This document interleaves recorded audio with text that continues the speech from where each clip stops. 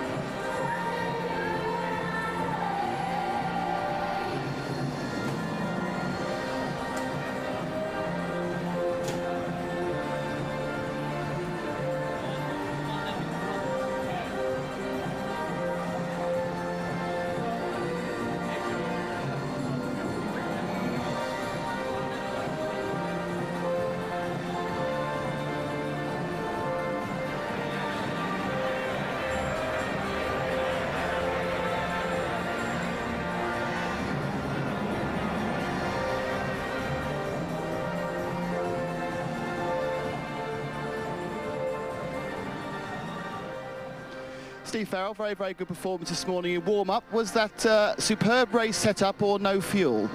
Well, obviously we can't judge what fuel everybody else was on, but we were running our normal sort of Sunday morning program, so partly it surprised us, but partly it gives us some further optimism for the race. Given that Ricardo was quicker than Jacques, have you adjusted Jacques' car to be closer to Ricardo's? Yeah, they were on slightly different programs, which is normal, so that bit didn't surprise us really. I think, as usual on Sunday, their race pace is going to be very similar. And you can get those 3 points then? Say again, you please? can get those 3 points? I didn't hear any of that. So you can get those 3 points? Absolutely, absolutely. Okay, best luck, Steve.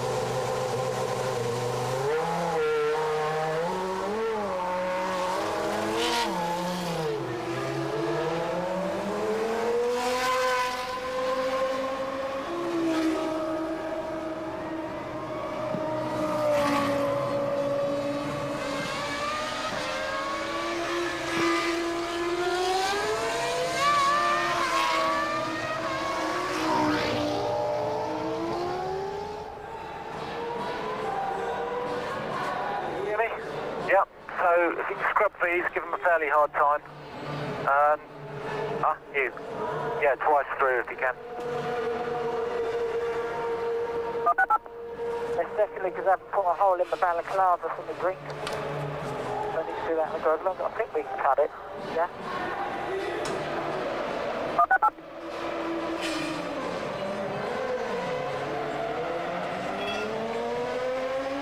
I don't think you'd want to drink what Ricky's put in the bottle anyway. Been all right recently.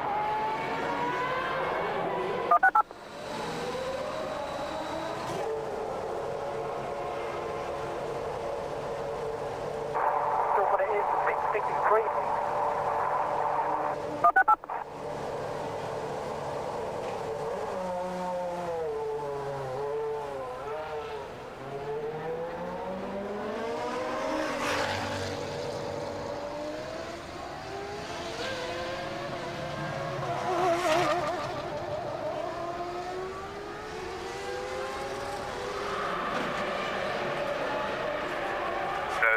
grid too. Everything is working. Just go straight to the grid. If the front tires from this morning, but the slightly fresher rear tires.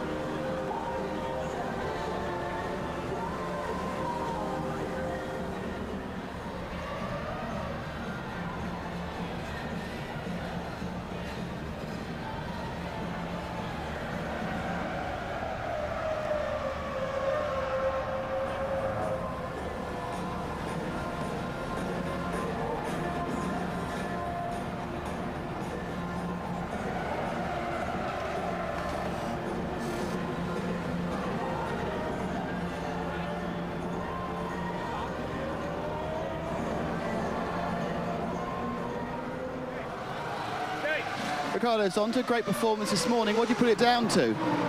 We tried some things different in the car, and the car showed a good potential to warm up with some fuel. I think it'll be a good race. Now, you're obviously very quick, but can you pass at this circuit? We have one or two straights where we can try to overtake, but it's difficult to know how much fuel the others are carrying. I hope we can find a good place to overtake. How much are you worried by the conditions, the weather?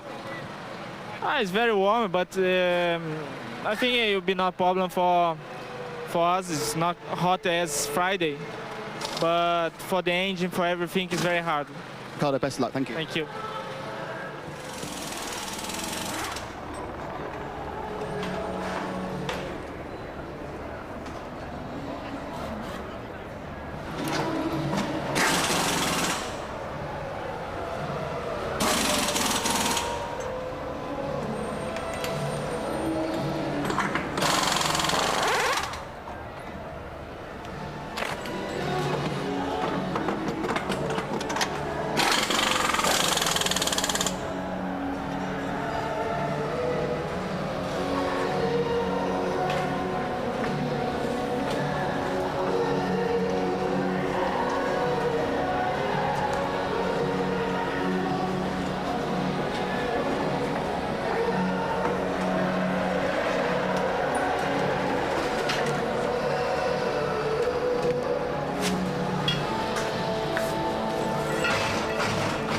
Okay, to the grid this time, Johnny.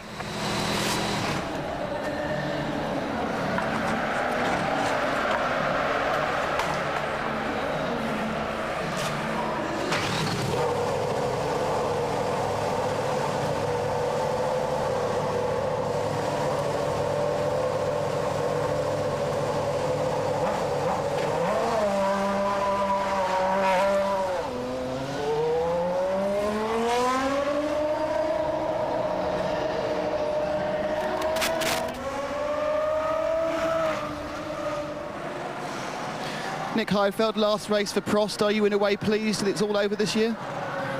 Well, it's not over yet. First of all, I have to hope to have a good race now. We tried to get a 7th place. It looks quite bad, but then I'm definitely looking forward to next year. Given the fact that you may have a chance, it's very hot with attrition, do you think you'll be able to look at the car will survive the conditions? Yes, I hope so. I hope that the other driver's going to have more problems, because maybe then in the end you can push them, but it's going to be very tough for everybody. Best luck, Nick. Okay.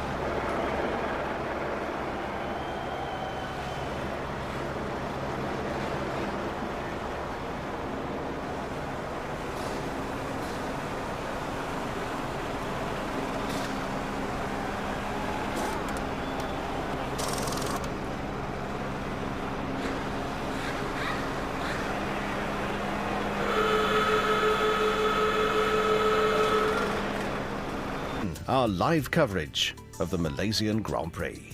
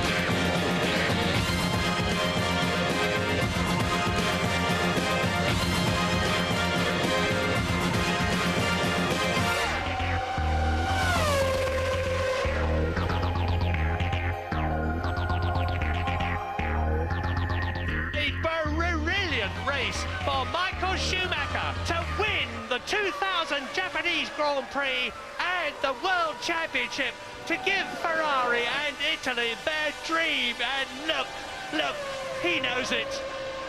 The new world champion Michael Schumacher is on pole in Sepang, where Ferrari are also closing in on the Constructors' Championship in the Malaysian Grand Prix. Hello there, good morning to you from London. So Schumacher is the champ. That one is done and dusted. But Tony, plenty at stake in the Constructors. Well, Ferrari need just 3 points to wrap up that Constructors' title. McLaren trying to stop them. They actually need a 1-2, and Ferrari not finishing higher than 5th. But you look further down, there's that battle for prestige and rivalry. Just 3 points between those three teams. Benetton, BAR and Jordan. But can anyone other than McLaren or a Ferrari win a Grand Prix this year? Let's take a quick check on the grid then.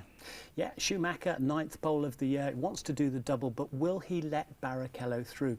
Coulthard there, who had this errant fuel line, spread him in the face with fuel. He wants to maintain that 3rd in the championship. Barrichello wants to come through. Then you've got the Brits going down. You've got 7th Irvine, 12th Herbert on his last race, 16th Button, knock-on effect, losing all that time with hydraulics problems.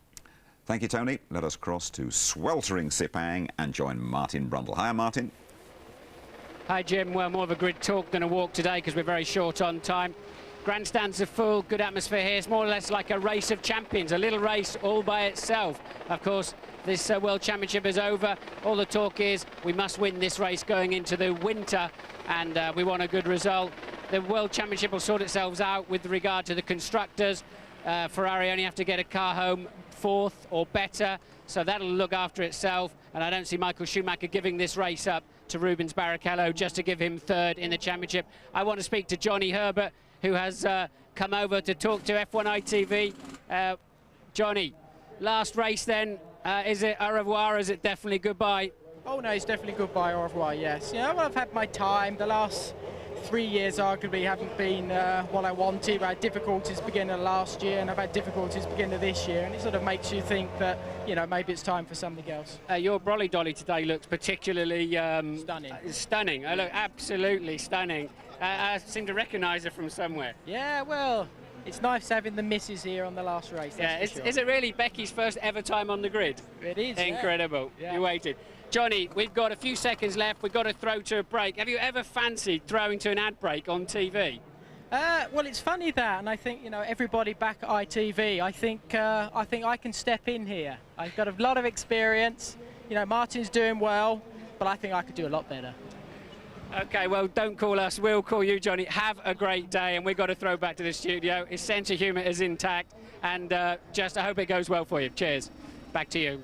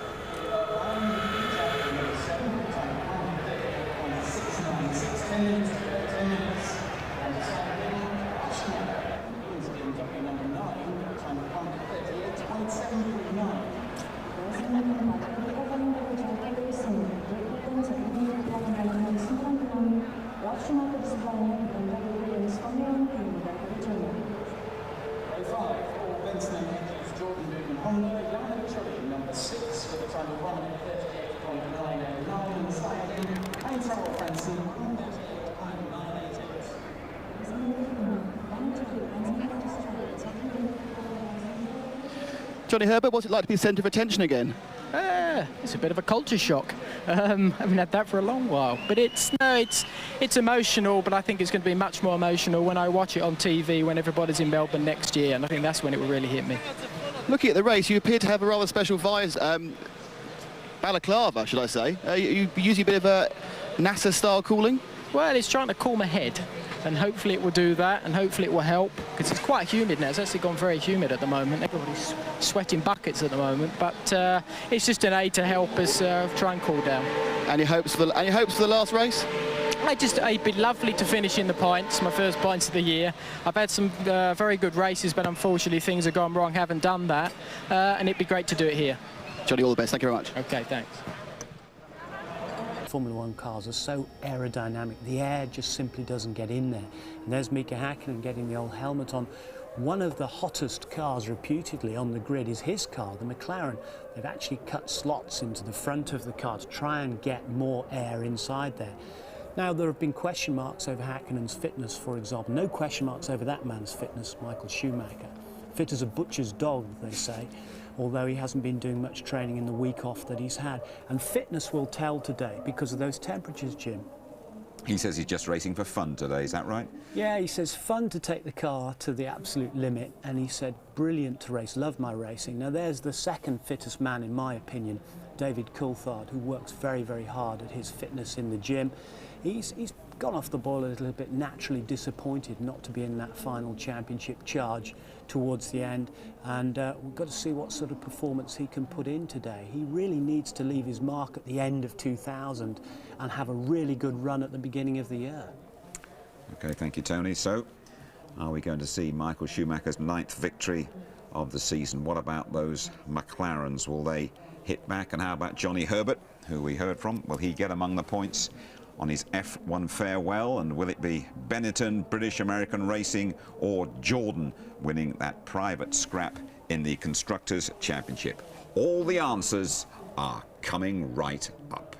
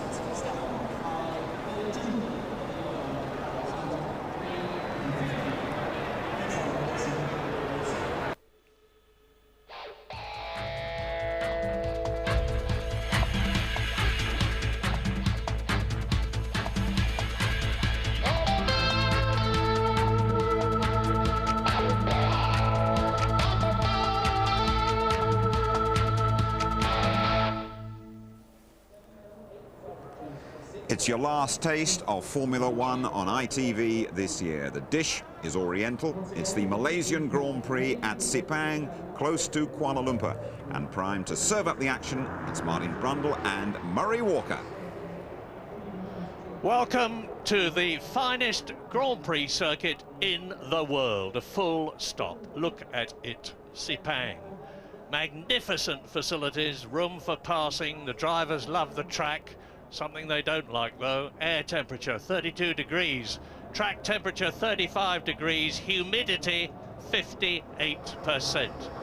Rubens Barrichello has had a nasty batch of flu. He's starting 4th on the grid, not at all happy. David Coulthard has had some food poisoning. He's fitter than he was, but is he going to be all right in this atmosphere? It's a funny atmosphere, actually. It's a sort of end of term. The Drivers' Championship may have been decided, but you know about the Constructors' Championship. There's all sorts of other people who will be looking, apart from Johnny Herbert in his last Grand Prix, to make their mark today. Jenson Button's last drive for Williams. Alexander Wurz starting a magnificent and absolutely superb 5th on the grid, the first non-McLaren or Ferrari, driving his last race for Benetton. Nick Heidfeld, thankfully driving his last race for Prost. He's had a dreadful season. And Mikko Salo is driving his last race for Sauber before he joins Toyota to test their new car next year. Ricardo Zonta, next year's Jordan tester, is driving his last race for BAR, and he was fastest this morning in the pre-race warm-up. But it's also Prost's last race with a Peugeot engine. Minardi's with Ford, Arrows with Supertech, Jordan with Mugen, Benetton with Supertech, and it's Bridgestone's last race with a monopoly of tyre supply before Michelin joins the fray next year. So, Michael Schumacher, pole position, yet again, just 0.5 of a second between him and Mika Häkkinen yesterday. 0.2 of a second between them this morning. Mika Häkkinen's closed the gap a bit. And then, as we've come to expect, the other McLaren and the other Ferrari. But also, watch that third row of the grid, Alexander Wurz and Jacques Villeneuve, because they're respectively in the Benetton and the BAR cars. And those teams, as you've already heard, are fighting for 4th place in the Constructors' Championship. Well, you've been down there, you know what the temperatures are like, you know what the feel of it's like, Martin. What's your guess? 25% chance of light rain. There is a weather front out there somewhere, could move this way. Don't think the teams are taking it too seriously, but with a track temperature of 35 centigrade, just the incredible residual heat around this place, I think anything, it'd have to be quite heavy rain before it started to affect the cars out there. So, one stop last year looked pretty good. Johnny Herbert had a great race on one stopper in the then Stewart, and Michael Schumacher really had to go as slow as he could to give the race away twice, and he was on a one-stopper strategy. So I'm expecting the bulk of them to do that today. Of course, they'll have to work out where they are on the grid, who they're around, what they might be able to do to make advantage. A few teams out there really could do with scoring some points. Jordan must be one of them. BAR too need to get a few points in the bag to confirm their position in the championship. So in the lower placings, some jolly good scraps to watch out for, and an intense battle between the together 5 times world champions that are sitting on the front row of this grid. And you can see in the background, when you're now in the grandstand, the facilities here really have to be seen to be appreciated. They are quite incredible. We're about to clear the grid and start the formation lap. 3.4 miles each lap. There's going to be 56 of them in the race. And although you've heard it again, I'd like to repeat that fitness of the drivers is going to be an absolutely critical factor today. Michael Schumacher, certainly the fittest on the grid. David Coulthard, you heard Tony Jardine say he sees him as the second fittest, but he's taken a bit of a pounding in the last couple of days. Rubens Barrichello not at all well. Mika Häkkinen you can never ever overlook. Don't miss the Finn. Yes, Häkkinen was absolutely exhausted on the podium here last year, remember. Absolutely just barely holding himself up. But he did have that tough race trying to second guess where Michael Schumacher was going to be quick and slow as Schumacher was backing him up into the pack. And of course the championship was still up for grabs at that time. So mentally a very stressful race last year for Häkkinen, but I think this could be the toughest race, will be the toughest physical and mental race of the year, despite the championship for drivers effectively being over. Two long, almost parallel straights make this circuit absolutely unique, because they run around them as they are doing now. They're up to turn 4 at the present moment, which they take about 75 miles an hour. And then the circuit sort of loops around with a series of all kinds of corner, most of them pretty quick. Turn 7 that they're approaching now, they take it about 110 miles an hour, accelerating. We're with Rubens Barrichello now, and they're coming up to the slowest corner on the circuit, which is turn 9. It's about a 55-mile-an-hour bend, and they take that in second gear. This is it, and you're seeing it from Rubens' car. Ahead of him, there's David Coulthard. That oil on the track with the cement dust came from the local Heroes touring car race, and hopefully has been well cleared up. Now they're approaching the first of the long straights. It's called the Penang Straight, and it comes to a speed of about 185 miles an hour, and then they brake to 65 miles an hour for the 15th and last turn on the corner. Here they are coming up the Penang Straight, the Kuala Lumpur Straight, which runs almost parallel to it, and which you'll see in a minute. is exactly the same length, leads into that classic requirement for a good Grand Prix circuit, a very fast approach to a very slow corner. Yes, one man to watch will be Jenson Button down there in 16th place. Unusually for him, not hooked up to this track. Look how wide it is, and he struggled to find the groove. A Formula One car's almost dwarfed around here, particularly with those magnificent grandstands you can see in the top right-hand corner of your picture. And Jenson not hooked up, but looking forward to seeing if he can do anything from that 16th on the grid. So, as I said, they'll be hitting a very considerable speed by the time they get to turn 1, which they take in second gear at 60 miles an hour, under the eyes, of course, of everybody in the McLaren garage and the Ferrari garage. It's a tense time with approximately an hour and a half plus of racing as they filter from the approach into the 2 lanes. On the right-hand side, you see in pole position Michael Schumacher, on the left, Mika Häkkinen. Well, in these temperatures, they've certainly taken a long time to form up on the grid. The cars at the front have been sitting there well over half a minute. They'll be extremely, extremely hot. Lights are on. So, the last Grand Prix of 2000 is in Malaysia, and it is go! Now, good start, it looks like, from Michael Schumacher, but Mika Häkkinen yet again has got ahead of the Ferrari. Schumacher tried to cut across and failed, and David Coulthard is right up alongside as Alexander Wurz tackles Barrichello, and round the outside of them runs the BAR of Jacques Villeneuve. A terrific start. I'm pretty sure that Häkkinen moved a long time before the lights came on, but brought the car to a halt, and he may get away with it. I think there's a spinner down in turn 1, but Michael Schumacher having a stab up the inside, and a wheel is off. Whose is that? It's an Arrows and a Sauber. Yeah, it's an Arrows and a Sauber at the back. Can't spot which one. It's likely to be Mika Salo, I think, and Jos Verstappen. Well, there is De La Rosa in the other Arrows, but meantime, Coulthard has got ahead of Schumacher. McLaren run first and second. Let's have a look. Yes, Coulthard had a good start, ran right round the outside of Schumacher, tried to come up the inside of him, and there is the carnage into turn 2. An Arrows bouncing around, and at least 3 cars involved in that. The Sauber, the Arrows, Martin. And car 1 is under investigation by the stewards. That is Mika Häkkinen. He moved way before the lights went out, some kind of problem with the clutch or whatever, but miles away. But the difference is he brought the car to a complete halt. He may get away with it. Well, we'll have to wait and see. David Coulthard didn't get away with it, you remember? Safety car, Murray, sorry to interrupt. Safety car is deployed. There you see the SC boards for the drivers and the waved yellow flags. Too many wheels and cars hanging around in turn 2 and that zone, and they will have to bring they have brought the safety car out. Well, meantime, of course, this will give the stewards a breathing space to deliberate what happens about Mika Häkkinen as we look at this replay. And remember that Jacques Villeneuve made an absolutely terrific start in the BAR from 6th on the grid, sprinted up to 4th, and that is De La Rosa restarting in the Arrows.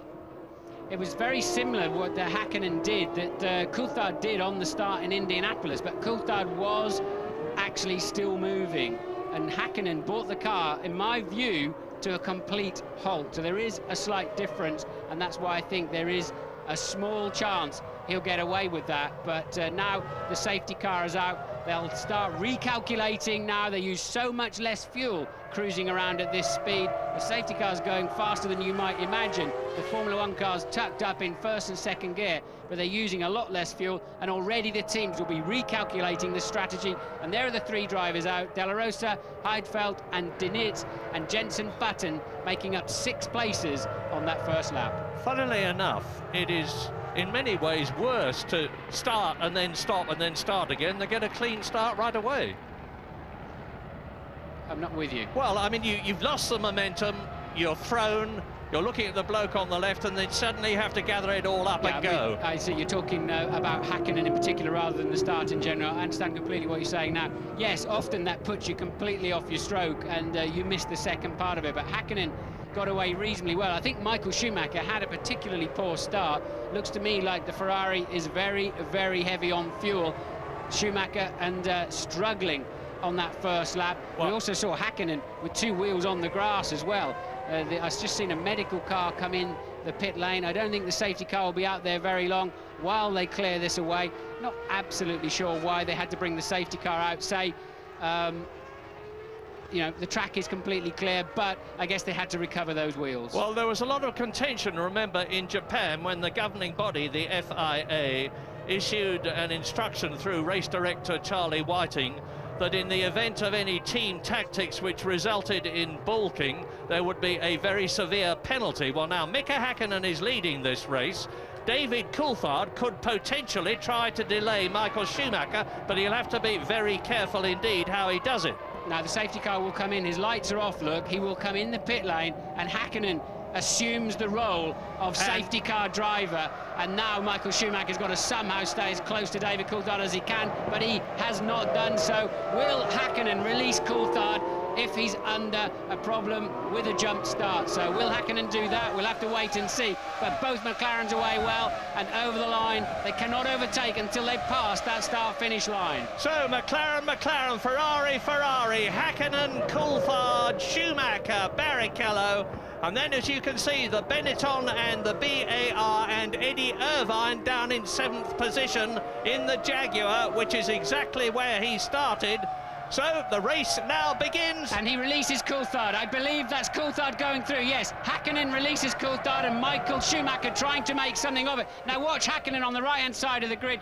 Now this was the start proper. This was not a replay of Häkkinen jumping the start. So look, he got away well. Schumacher tucked in his slipstream and Coulthard then powering down the outside.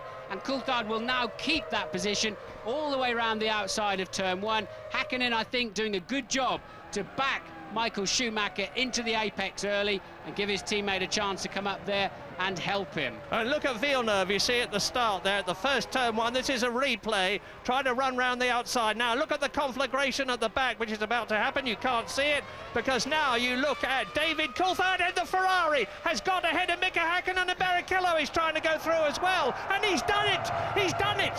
Ferrari runs second and third. I don't know what's happened to Mika Häkkinen. Did he let David Coulthard through deliberately, or has he got some sort of a problem? Because he's now been passed by 3 cars. He was leading, Coulthard passed him, then Schumacher passed him, and now Barrichello's passed him, and he's down to 4th position. And Wirtz having a look as well there into turn 15. Did Wirtz get through? No, he did not.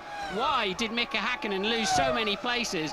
It just seems like he just had a bad run out of turn 10, I think that is, and really strange. Häkkinen having a nightmare 2 laps of this race. Yeah, that was a replay of Barrichello nipping through on the inside of Mika Häkkinen, and you can see how close Alexander Wurz is. Last race in the Benetton. Villeneuve is still in 6th position. Eddie Irvine is in 7th place. Heinz-Harald Frentzen has had a superb run because he's come up from 10th to 8th position. Johnny Herbert is down to 9th place. Jenson Button has absolutely rocketed through the field, as you just heard from Martin. He's gained 6 places. He's up from 16th to 10th, and you can see him in the background there challenging Mika Salo. No, he's past Mika Salo now, and here come the leaders. There's Barrichello, there's Häkkinen, and there is Wurz, followed by Villeneuve. So Mika Häkkinen is severely under pressure. Lost places. Remember, what Ferrari are after is just 3 points to win the Constructors' Championship. At the present moment, they're on 10 points, with Michael Schumacher in 2nd place and Rubens Barrichello in 3rd position. Long way to go, though. Joel, just to finish Häkkinen's afternoon off, he has been given a stop-go penalty. So Häkkinen will have to come in. That is a cost of about 28 seconds to him for that 10-second stop and go.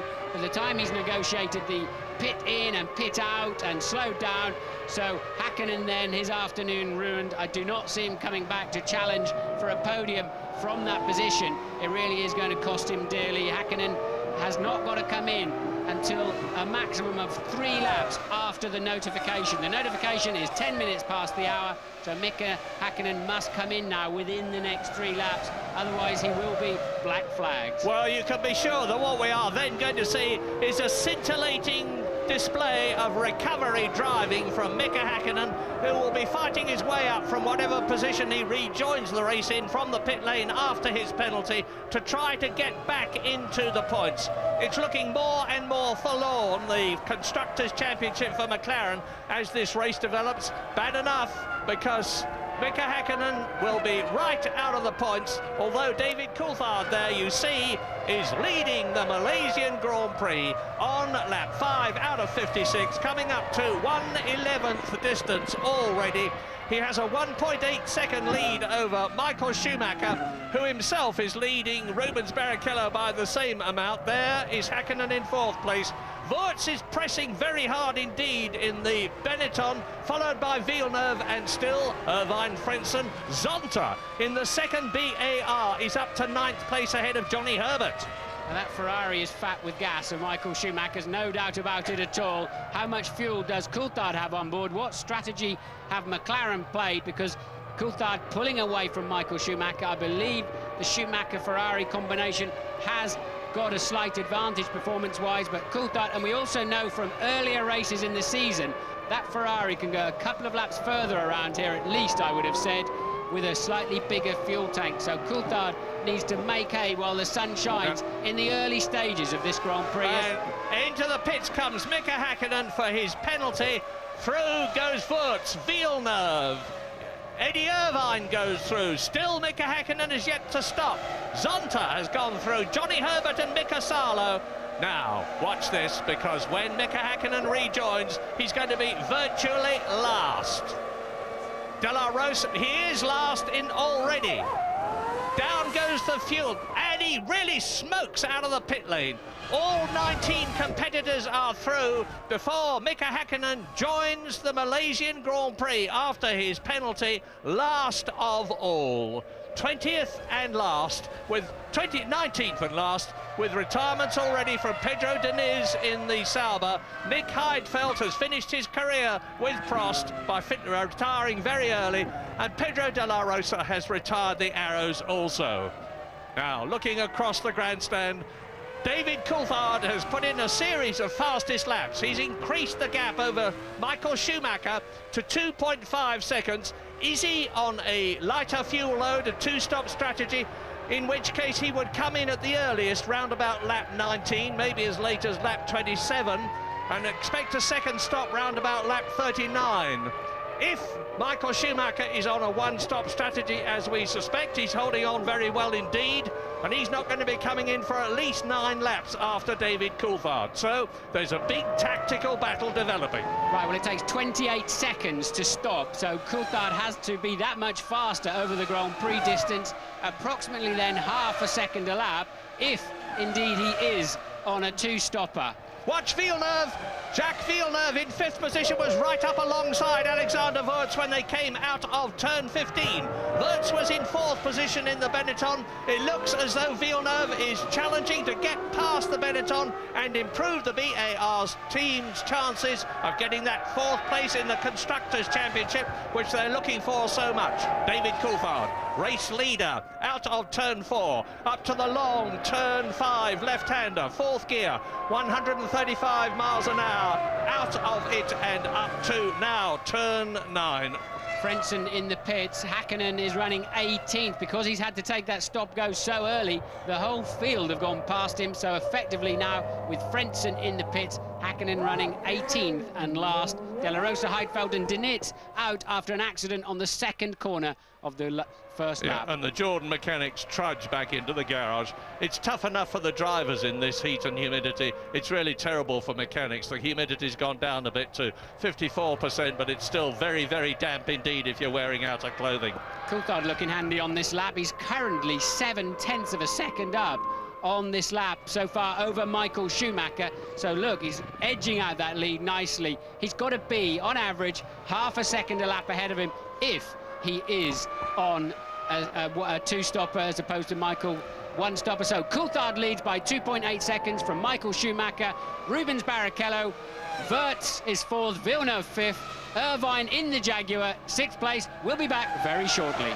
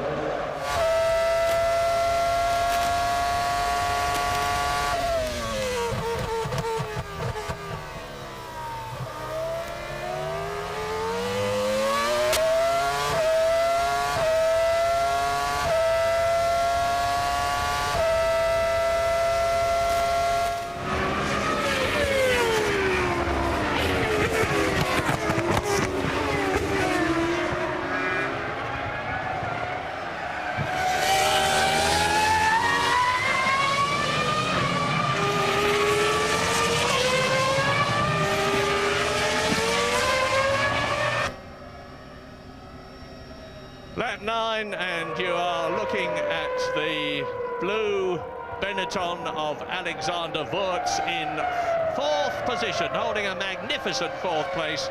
Jacques Villeneuve, who was fighting him, is in the background. You can see there's Frentzen out of the race. One Jordan retirement already. And if the Prost drivers have had a dreadful season, so has Heinz-Harald Frentzen. This is Grand Prix 17 of 17, and that is the 11th time that Heinz-Harald Frentzen, a 3 times Grand Prix winner, has retired. Villeneuve, now the gap between Villeneuve and Wurz is just 1.9 seconds. Wurz is actually increasing it, he's going quicker than the BAR. And Eddie Irvine, the Jaguars are going well. Eddie Irvine holding on to that 6th position, he's in the points. Johnny Herbert is in 8th place, there he is, just coming round the right-hander at turn 14 to go down the Penang Straight, as Villeneuve and Irvine, the Jaguar not looking to be handling as well as the BAR, come down the Kuala Lumpur Straight to turn 1. Coulthard absolutely flying. It took 1.2 seconds out of Michael Schumacher to extend his lead to 5.3 now, and a very, very good scrap shaping up between Wurz, Villeneuve, Irvine and Zonta for 4th, 5th, 6th and 7th as the race unfolds. And that's a quick lap from Coulthard. This morning's warm-up, they were in the very low 1:40s as a good time. So as a race pace, that is pretty stunning. What's your guess, Martin? Coulthard 2 starts, Schumacher 1, or...? I think you'd have to say that, given that he's 1.2 faster than Michael. But that's more than just a fuel difference. Clearly, Coulthard's car is nicely hooked up at this stage of the race, and he seems able to effortlessly pull away. Remember, I said he's got to have half a second a lap in hand over Michael if he does indeed have to stop. And Coulthard running quite wide through that corner, actually lost a little bit of time there, but at the moment he's able to get that time saving in that he needs. He's 5.3 up after 9 laps. He's got to keep an edge on that. He'll be watching closely if he knows he's got to stop one more time than Michael Schumacher. I spoke to David just before the drivers' parade. I said, how are you feeling? He said, not too bad, but we'll know during the race. Louise Goodman. I'm down in the Jordan garage, Myra. A lot of long faces down here. As you mentioned earlier, Heinz-Harald Frentzen's come into the garage. He's got a problem with his power steering. Now, the team are working on the car at the moment, trying to fix it, but to be honest, even if he gets out onto the track again, all hope of climbing up, the team climbing up from 6th place in the championship position, has now gone. Jarno Trulli has already had to pit. He had to come in on lap 1 to replace his nose after the wing got damaged in an accident on the first lap. So it's been, I think all around it's been a bad day, a bad end to a bad season for Jordan Grand Prix. Well, as you watch Villeneuve, Irvine, Zonta and Sarlo, and now Johnny Herbert behind them in 9th position coming through. The chap who's causing the problem in the Constructors' Championship battle between BAR and Benetton is Fisichella. He's down in 12th position. He started well down the field. He's been right off the pace here, and nobody can understand why. The team say it's not the car, that it's Fisichella, but he's been faster than Wurz most of the season, but the Austrian has now been completely liberated. He's had all the worries of leaving the team taken from his shoulders with the news that he's driving for McLaren as test driver next year, and we know how Olivier Panis reacted this year. Well, truly in the second and only remaining Jordan then in for yet another stop, his second stop after just 10 laps, so all falling apart as Louise explained. We saw Coulthard have a scrappy lap, we saw him get out of shape. He lost 4 or 5 tenths to Michael Schumacher last time around. Now he's really trying to make amends. So he's 4.8 seconds up after 10 laps. He needs to keep that gap, half a second plus per lap, and he's fallen behind the schedule. But this is going to be the fastest lap of the race, I believe, so far, as Coulthard heads for the start-finish line to commence his 12th lap. Lap 12 then, top 10 with comments. David Coulthard, 4.8 seconds ahead of world champion Michael Schumacher. There he is. You can see Rubens Barrichello in 3rd place. You can see Wurz. There is Villeneuve in the white BAR in 5th position. Eddie Irvine in the Jaguar holding on magnificently and keeping off Ricardo Zonta. If Zonta can get ahead of Irvine, it'll mean that both the BARs are in the top 6.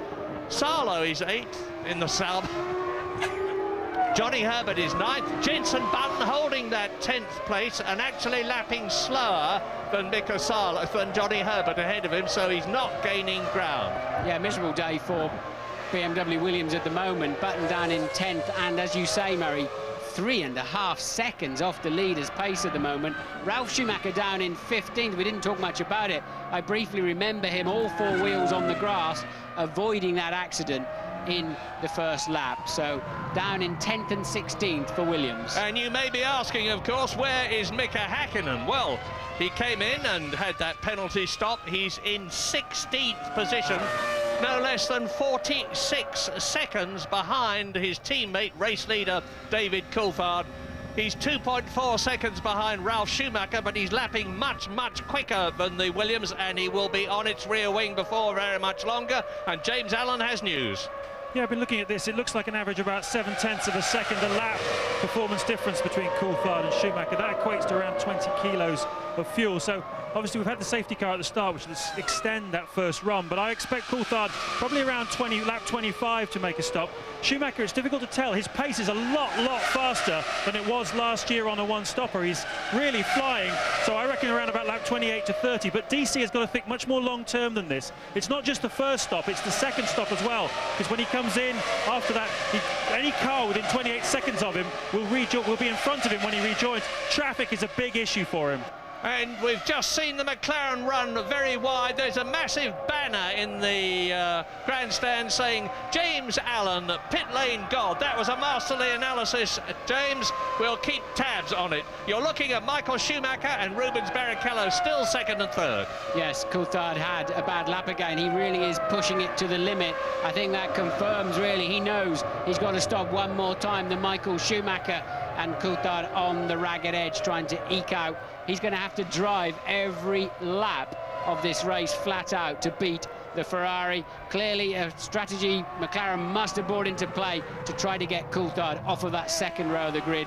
Early stages of the race with a lighter car, and it's worked so far. Can he keep the pace up necessary and keep it on the black stuff to make it stick? Because there are still 13 Constructors' Championship points between Ferrari and McLaren, because David Coulthard is on 10, Schumacher and Barrichello are earning 10 between them, and Ferrari started 13 ahead. Well, that all went west, didn't it, with Häkkinen's jump start, really. He's still back there, although lapping third fastest car on the track after the two leaders. Häkkinen nailed down there in 16th place still, making a small impression on Ralf Schumacher, now up to 15th. So if McLaren needed a 1 and 2 with no Ferraris better than 4th place, that I think is over. Now Wurz in 4th place is lapping only half a second slower than Mika Häkkinen, so Häkkinen may get past Schumacher, he may get past Genet, Lacey, Fisichella, Button, Verstappen, but then he's going to come up against Johnny Herbert, who is in 9th place, Salo, Zonta, Irvine and Villeneuve, who are running 5th to 9th virtually together, and he's going to have to work very hard indeed to catch, never mind get past them. It's looking more and more difficult for Mika Häkkinen to finish in the points. We're on lap 14 out of 56. None of the top men have yet come in for fuel stops. Mika Häkkinen, of course, has been in for that penalty stop. Trulli has stopped twice, Frentzen has stopped twice. Retirements now, Frentzen, Heidfeld, Diniz and De La Rosa. 17 are still running fast. Trulli is coming in and out of the pits. The last runner, as ever, is Gaston Mazzacane, as we go to a break.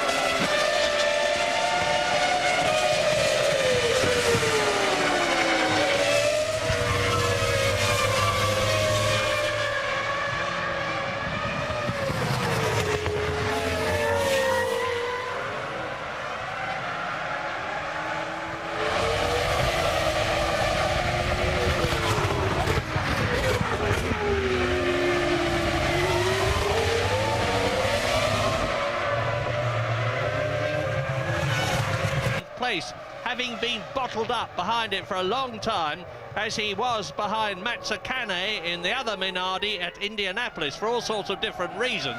But the fact is that it's lost Häkkinen a lot of time. He's currently 53 seconds in 14th place behind David Coulthard, who leads the race on lap 16 and is responding to Michael Schumacher speeding up. Yes, Schumacher has, as you say, responded well now, and Coulthard is not on schedule if he's making a two-stopper, which we believe he is.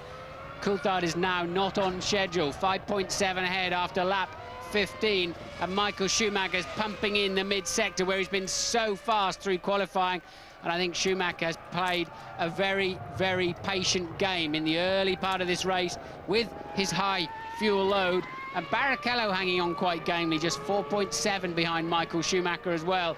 Coulthard's got it all to do. Häkkinen is out of play, back in 14th after that stop-go penalty for blatantly moving before the lights went out. Now Coulthard has got it all on his shoulders to try to beat these two Ferraris, and he is not yet on schedule. But he's passed Matsukane in the yellow Minardi to lap him. Now Michael Schumacher in the red Ferrari comes down to turn 1, down the Kuala Lumpur straight to do the same thing. Jarno Trulli ahead, and there is Michael Schumacher. David Coulthard leading on lap 17, the first lap in under 1 minute 40 seconds. And that compares with the lap record last year at 1 minute 40.6 by Frentzen. So Coulthard is now lapping at lap record speed. New lap record to David Coulthard, which has edged him 6 seconds away from Michael Schumacher, as into the pit lane from 8th position comes Mika Salo in the Sauber. That will let Johnny Herbert through. He was only 6 seconds behind the Finn. Yes, I would have to assume that's an out-of-sync pit stop. Really can't see why he'd be coming in at the end of lap 16, but in he did come. So Salo in then on what looks like a three-stopper. There's a Prost cruising along, flashing his rear light to show that his speed limiter is on, so they can't use that limiter out on the track for some form of traction control, even basic as it might be. And you saw that the Ferrari has cleared the back marker of Trulli before we cut away to this shot of a Lacey leaving his pit stop. As you look at Michael Schumacher, who has now got past Jarno Trulli to lap the disconsolate Italian in the Jordan, who was looking forward so much to an excellent season this year. And in fact, it's been anything but for Trulli, because whilst Heinz-Harald Frentzen has retired his other car, the other Jordan, 11 times, Trulli's been out 7. Coulthard in the pits very, very early on. I wonder if this is a strategy change then for McLaren. That is extremely early. James? Yeah, it's a bit early for a strategy change. Funny enough, I was just working on this, thinking that if you put about 90 kilos of fuel in, no, it's not. It's a very short fuel. I'm going to work on this, try and figure out what they're doing, but very, very odd. Well, meantime, Michael Schumacher has gone into the lead. I wasn't able to spot where Rubens Barrichello is, but he will certainly have got through as David Coulthard crosses the white line, releases the speed limiter and goes for it. Yes. And coming up behind him is Jacques Villeneuve. It's Zonta behind him, so at that point then Coulthard comes out in 7th place on the track after his first stop, so we now know with just a 7-second stop he will have to come in again. So very strange there. I wonder why McLaren have done that. Maybe they saw a window to make that stop, get Coulthard back out on the racetrack and away from any impending traffic. So a very early stop then for David Coulthard. Lap 18, James Allen.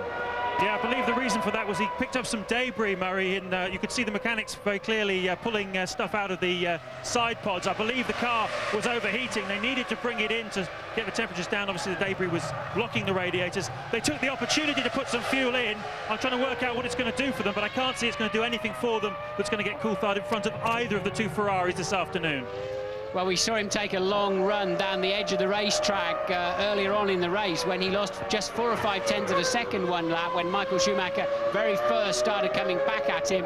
Maybe he collected some stones and some grass in there and blocked the radiator or something if indeed his car is overheating. And Michael Schumacher now has responded straight with a 1:39 0.5. He's got plenty of speed in that car. Another masterly thinking race by Michael Schumacher and Ferrari. He leads Rubens Barrichello by 6 seconds with a new fastest and record lap. Wurz goes up to 3rd position, 14 seconds behind Schumacher. Villeneuve is 4th. Eddie Irvine in the point still in the Jaguar, 5th position. David Coulthard, 6th place. Ricardo Zonta in the 2nd BAR, still in 7th place. And Johnny Herbert in the other Jaguar in his last race in Formula 1 is in 8th position. 9th and 10th, Jos Verstappen, Jenson Button. And Button is not making any progress at all. Verstappen is just over a second ahead of him. Now this is the approach to turn 9, the left-hander, and you look at the Ferrari garage now. They'll be ready to leap into action. Now, if Michael Schumacher is on a one-stop strategy, it's going to be another 10 laps or so, I think, before he comes in. So Coulthard then with that very early stop, no doubt about it, that must have been out of sequence. I think that's blown his chance of winning this race. Can he now get between these two Ferraris? But there's not much between them. Barrichello hanging on very, very gamely to Michael Schumacher, and I think that this really has just pegged that McLaren back into 3rd place unless these two cars have a problem, because I don't think Coulthard's going to be able to maximise his strategy with a stop at the end of the 17th lap as Michael Schumacher pours in another 1:39.369, a new lap record. That is sensational pace. Strange, he had clear air in front of him, but Coulthard going in the pits has triggered Michael Schumacher into really stepping on the gas. And Alexander Wurz, 3rd in the Benetton, is saving the day for his team at the present moment in the Constructors' Championship battle between them and BAR, because he's 1 place ahead of Jacques Villeneuve. Irvine in the pits then, that'll please Coulthard because he was homing in on the Jaguar. Coulthard up to 5th, Irvine having a very, very strong race. Pitting from P5, good run for Eddie again. Only one Jaguar has scored World Championship points this year. Eddie Irvine at the wheel at Monaco, 4 World Championship points. And he's back in the race as coming up behind him you can see the Benetton, and we're on lap 20. Jenson Button's gone missing somewhere and he's outside our window in a cloud of smoke. Jenson Button out of the car, out of the race. Out of the Williams team. There he is. That was his last drive for Williams. And Juan Pablo Montoya will be joining the team next year in Jenson's place.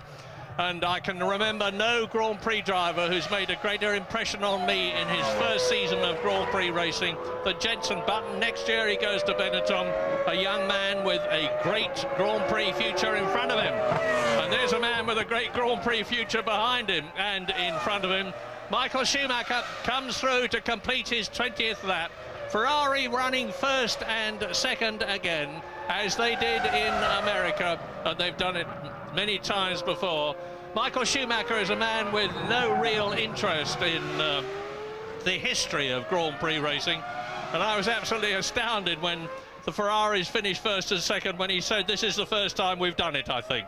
Wurz in then from, says 4th there, but he was actually running 3rd. He was 4th as he went over the line because Villeneuve stayed out on the racetrack and passed him just before as he was going down the pit lane on the speed limiter. So Villeneuve pits from a strong 3rd place, and again they're all coming in earlier than expected.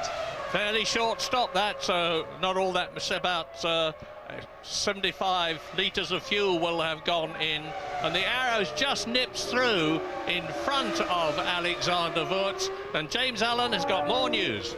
Funnily enough, this is actually quite good news for David Coulthard. I bet he didn't really expect this. I think the tyre wear is greater than expected for these guys like Villeneuve and Wurz. We certainly thought they were going to run longer than this, but it's all playing into Coulthard's hands. He's got a very light fuel load. He's really on the case. He can close up now to the back of the 2 Ferraris before they make their stop. He won't get close enough, obviously, to take the lead, but it is playing into Coulthard's hands. He has strengthened here.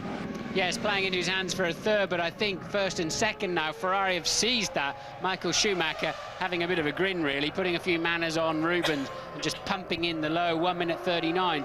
But maybe that is the answer to your point, James, about tyre wear being greater than expected. The pace is just incredible. And you're looking at Mika Häkkinen now. He's coming up behind Fisichella in the Benetton. Häkkinen has worked his way past Genet and Mika Salo up into 11th position. Now he runs through the cement over the oil from the touring car race, with Fisichella staving him off, and it's not going to happen for very much longer, because Mika Häkkinen is lapping about 0.6 of a second faster than the Italian, who has been so off the pace here in Malaysia. Mika Häkkinen running wide, having a look at the Benetton as they come down the Penang Straight. Now this is where the superior power of the Mercedes-Benz engine will pay off, and has paid off, and Häkkinen surges through. He's now in the top 10. The next target is Eddie Irvine, and he's about 8 seconds down the road. Well, that's amazing, isn't it? Häkkinen breezed past that Benetton, as you might have expected, and took 3 or 4 stabs on a straight like that to get past a Minardi, which must have amazing straight line speed, considering it must be at least 80 horsepower down the Minardi, but Häkkinen having no trouble whatsoever passing the Benetton Supertech. Well, young Gustav Brunner, the Austrian, who's been actually in Formula One with many teams, designs a very tidy motor car. He's certainly done it for Minardi. Everybody hopes they're going to have more power. They're still finalising their engine supply for next year. All sorts of rumours. The general belief is that they'll have a Supertech engine, but it remains to be confirmed. And the Mugen concern have issued a rather weird press release here in Malaysia, the gist of which is we're expecting to continue in Formula One, but we don't know with whom. Well, there's only 11 teams, and most of those are owned by manufacturers, so it shortens the odds up a little bit, doesn't it? Yep, lap 23, Schumacher leads, Barrichello second, Villeneuve still in 3rd position, 20 seconds behind the leader, just coming into the pits as I talk to you, which will let David Coulthard know. I don't think it will. It's going to be very close between Villeneuve and Coulthard. Louise Goodman. I'm standing here with Murray Walker. I'm standing here with Jensen Button, Murray. Jensen, not really the way that you wanted to end your stint with Williams. It's actually not been a good weekend for you, this, has it? Hasn't been great, no. But, I mean, the start was good. I was up to a 10th or 9th, I think. So it wasn't looking too bad. And with our strategy, I think it could have worked very well. But there you go. It's an abrupt end to a good year. And hopefully we can come back fighting strong next year. I was going to say to you, you must be very, very pleased with the way your first season has gone. Yeah, definitely. It's had its ups and downs, I've always said, but it's my first year in Formula One and I've thoroughly enjoyed it. It's probably been the best year of my life so far, so it's been pretty spectacular. Are you looking forward to joining Benetton, or are you going to miss the Williams guys? A bit of both, really. I think I'm going to miss the Williams guys quite a lot. We had a good relationship with pretty much everyone on the team. But then again, I'll be back there in 2 years. Really, I've got to concentrate on next year now and getting the best out of the car and the engine, so I'm looking forward to it. Thanks, Jensen. All Jensen Button's mechanics were wearing his T-shirt on the grid as a sign of respect and farewell to him. And certainly he's impressed his own team, which is often the hardest thing to do in Grand Prix racing. His mechanics very much behind him. So Button then out of the race, but Michael Schumacher and Rubens Barrichello up at the front end, really just piling on the pace. Incredible now, and I think they really knocked Coulthard off of schedule completely. Well, now only 2 of the top 6 have made stops, and they are Jacques Villeneuve and David Coulthard, who were respectively 3rd and 4th at the time. You're looking at Rubens Barrichello, who's 9 seconds behind Michael Schumacher, who's on his 24th lap. Now we're riding with Rubens out of turn 1 into the long sweeping turn 3. And in 4th position is Villeneuve as a result of his stop. Ricardo Zonta is moving up well as well, but I'm going to wait for things to settle down a little after these pit stops. And in comes Ricardo Zonta for his first pit stop. We'll make the stop. Johnny Herbert then up into 5th place. So Herbert yet to stop this afternoon as Zonta makes that run with BAR. He's having a good afternoon. Villeneuve and Zonta having a very good end to the season, you have to say, and that elevates Coulthard completely up into 3rd place now, 21 seconds behind Barrichello. If Coulthard has a brilliant run to the end of this race, he does still have a chance of worrying those Ferraris. They've got to come in. They've got less fuel than him at the moment. We'll have to keep an eye on those lap times in about 10 laps time. And as you look at the Ferrari mechanics out in the pit lane, the constructors' battle between BAR and Benetton is looking very interesting indeed. But meantime, in comes Michael Schumacher, hits the pit lane speed limiter. His Ferrari mechanics are ready for him. Now Rubens Barrichello goes through into the lead. and looks a straightforward enough stop there for Michael Schumacher. Let's count the seconds. Look, not that much fuel, James. I'm sure James will be furiously calculating that down there. It seems to me like they may have brought Schumacher onto a two-stopper. James. Yeah, a bit of a switch, I think, from Ross Brawn. They've put him on. They put Michael onto a two-stopper. The danger was Coulthard. He was about 30 seconds behind Schumacher just before he made that stop. But you can see as he rejoins, Michael's only just in front of him. If they'd taken more fuel on, like a one-stop fuel load, it would have put Michael behind. It would have been messy for the Ferrari team. It seems slightly unusual. It has to do with tyre wear, I'm sure. I'm sure Michael was trying to do a one-stopper and he found these tyres are just wearing down. Interestingly, they put some scrub tyres onto Michael's car when he went out, so that's obviously working best. Yeah, it's probably the heat. Bridgestone have got an entirely new tyre here, replacing their previous soft one. They say it gives better performance, but this heat is undoubtedly affecting things. It's 35 degrees track temperature now. The humidity continues high, 52. I can see the Ferrari mechanics, a reflection in the glass building above. They're ready. What must be for Rubens Barrichello. Of course, Michael Schumacher has already stopped. But what I do know is that Michael has 3 new sets of rears available for this afternoon. And I believe the McLaren boys only have 1 or 2. I'm not sure exactly how many. I know they have less new rear tyres than Michael. He used less in qualifying, and I think that will give him a pace advantage in the second half of this race. Barrichello, I think, will slot down the pit lane. Yes, he does. He's in for his first scheduled stop of the afternoon. Yes, Michael Schumacher only did 8 laps of the 12 that he was entitled to in qualifying, as Rubens Barrichello still fighting the effects of that flu bug that he's had, although I expect the adrenaline will be staving off most of the results of it. He'll certainly be sweating in that cockpit.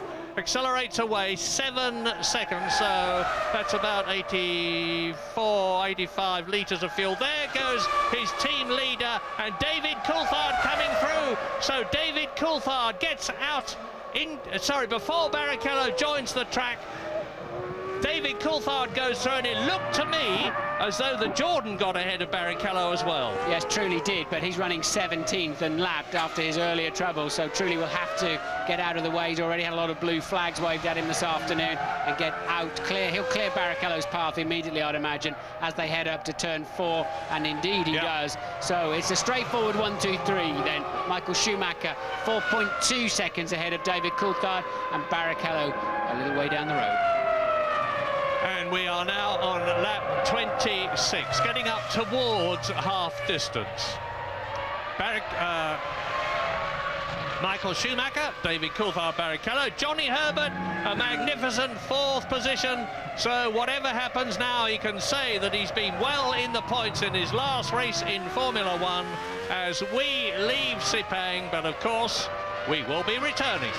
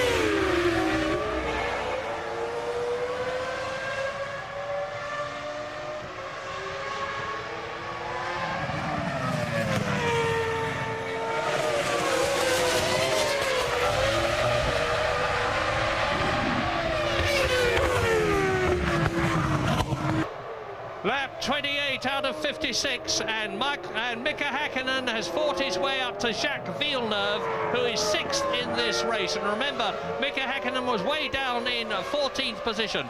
He stopped once, but that was a penalty stop. He's still got to come in for his first fuel and tyre stop, but he's almost back in the points, lapping almost exactly to 1/10 of a second at the same time as the BAR in front of him. And the race order on lap 28, as you watch Häkkinen and Villeneuve, is Schumacher leading Coulthard by just over 5 seconds.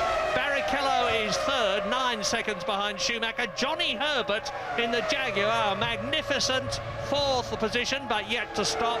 Jos Verstappen in the Arrows is now up into 5th place, and you're looking at this battle between Häkkinen there in 7th place, Villeneuve in 6th position ahead of him. You've just seen the gap on the caption, and to complete the top 10, it's Wurtz 8th, Irvine 9th in the second Jaguar, and Fisichella up to 10th. Yeah, Johnny Herbert, I think, using the same strategy he had last year, fill it up with gas and go as long as you can. He's now got down into the 1 minute 40s, just a few tenths of a second off the leaders, and a solid 4th place there for Johnny Herbert. Verstappen also on a one-stopper in 5th place, just 2.1 seconds behind him. And once again, that long-legged first stint working well for Herbert, and this time Verstappen. I think Coulthard having to pit early and Häkkinen with his stop-go penalty allowed Ferrari the comfort of changing their tactics back on to a 2-stopper. Well, what a wonderful thing. It's early days yet, but what a wonderful thing it would be for Johnny Herbert and for Jaguar if he could finish in the points. But as Martin has so rightly pointed out, it's into the pits. As I say, it comes Johnny Herbert from 4th position, just 2 seconds ahead of Jos Verstappen. Now, there is the Arrows. Behind Jos Verstappen, you can see Jacques Villeneuve with Mika Häkkinen 6th, 7th, tucked up behind Villeneuve. The downside of a one-stopper like Johnny is on is a very long stop, 10, 11 seconds while they get all that fuel on board. We're not able to see Johnny's pit stop at the moment, but for sure he'll be stationary a long time while they get that gas in. And Johnny Herbert then making the one-stopper work well. Look, here he is now. Look, that seemed a very slow stop. A long time getting away there for Johnny Herbert. Don't know what the problem was. 19.7 seconds. That has cost him dearly and wasted at least half of the advantage he had. Louise. Yeah, I can tell you what the problem was there, Martin. Johnny seemed to come quite slowly into the pits, actually. Tyres, obviously, old tyres came off, new went on quite quickly. The fuel, took a long time to go in, but then the mechanics had a bit of a problem getting the fuel rig off the car, so that's what cost Johnny the extra time. Thanks, Louise. Now 16 drivers effectively in the race, the last of which is Gaston Mazzacane, and the others are Michael Schumacher, lap 29, still 5 seconds plus ahead of David Coulthard, who is 3.5 seconds ahead of Rubens Barrichello. They're lapping in almost exactly the same time. There is Coulthard, behind him Barrichello, behind Barrichello a long way back Jos Verstappen, some 20 seconds down the road, followed by Johnny Herbert, who's very close and getting closer, but before his pit stop that was, to Jos Verstappen. Jacques Villeneuve in 6th position, and Verstappen comes into the pits as I talk to you. Now coming down towards us, you can see the BAR and Mika Häkkinen. That is Villeneuve in the BAR, Häkkinen in the McLaren. And while Mika Häkkinen was scything his way through the field earlier on, thanks to superior horsepower, he's not finding it so easy with the toughest man in Grand Prix racing, Jacques Villeneuve, ahead of him. Yes, the Arrows pit stop, then the first and only one of the afternoon, hopefully, for Jos Verstappen from 4th place, and that's about right, 10 and a bit seconds. Good stop there from the Orange Arrows team, and Verstappen, be interesting to see where he pops out in the field. Certainly got a nice clear track ahead of him. Häkkinen then is going to go the furthest of just about everybody. Fisichella still hasn't come in the pits. Häkkinen, he would have been in good shape, Murray, had he not have had that jump start penalty. Yeah, look, the car was absolutely full of fuel. Yes, look at this though. The world champion of 1997 for Williams, Canada's Jacques Villeneuve, battling the world champion of 1998 and 99, Mika Häkkinen from Finland in the McLaren. And they're certainly making a go of it. And Mika Häkkinen is going to have to work very hard, either to get past Jacques Villeneuve or to harry the man enough to make a mistake. I can't see Jacques Villeneuve doing that. He's through goes, or does he? They're absolutely side by side. Mika Häkkinen makes a tremendous attack. Jacques Villeneuve moves across on him, and it's coming down to the very, very slow left-hander at the end of the lap. Second gear, 65 miles an hour. Villeneuve should do it. He's got the inside line. He's holding it. But he's gone wide. He locked his inside left, and Villeneuve outbraked himself. Busy watching Häkkinen, and really, Häkkinen frightened his way past Villeneuve, and you don't do that too easily to Jacques Villeneuve. Forced him offline and forced him into a mistake, and a great move there for Häkkinen that could well see him up to 4th place in this race. Yeah, wake up on the left there. This is a terrific race going on, because Alexander Wurz is now closing on Jacques Villeneuve as a result of the Canadian running wide.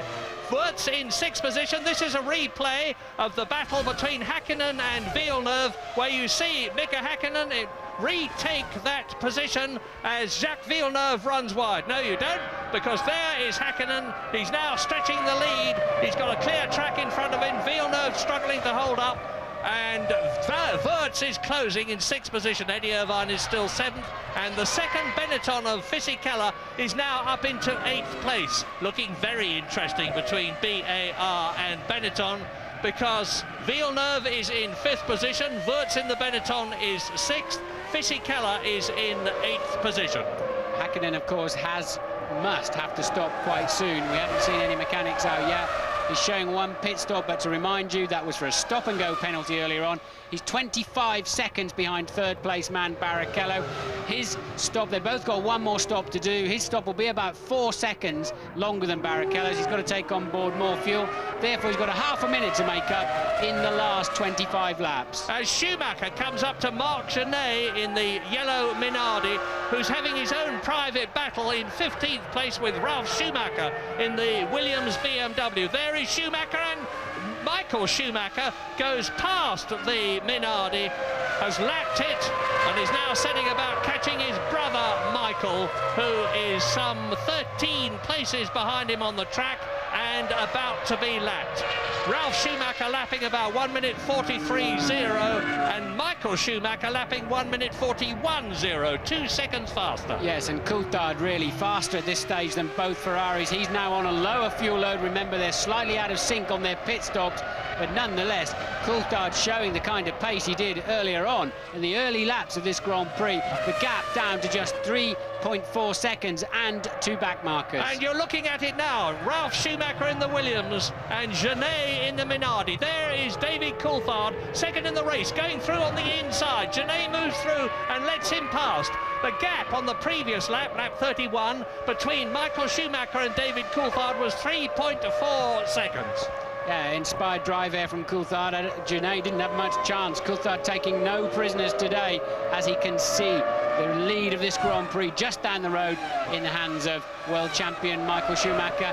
Between them, of course, is Ralf, but I don't see Ralf coming into play here. He's a lap down. He will move out of the way. I do not see Ralf spoiling it for David, even to help his brother.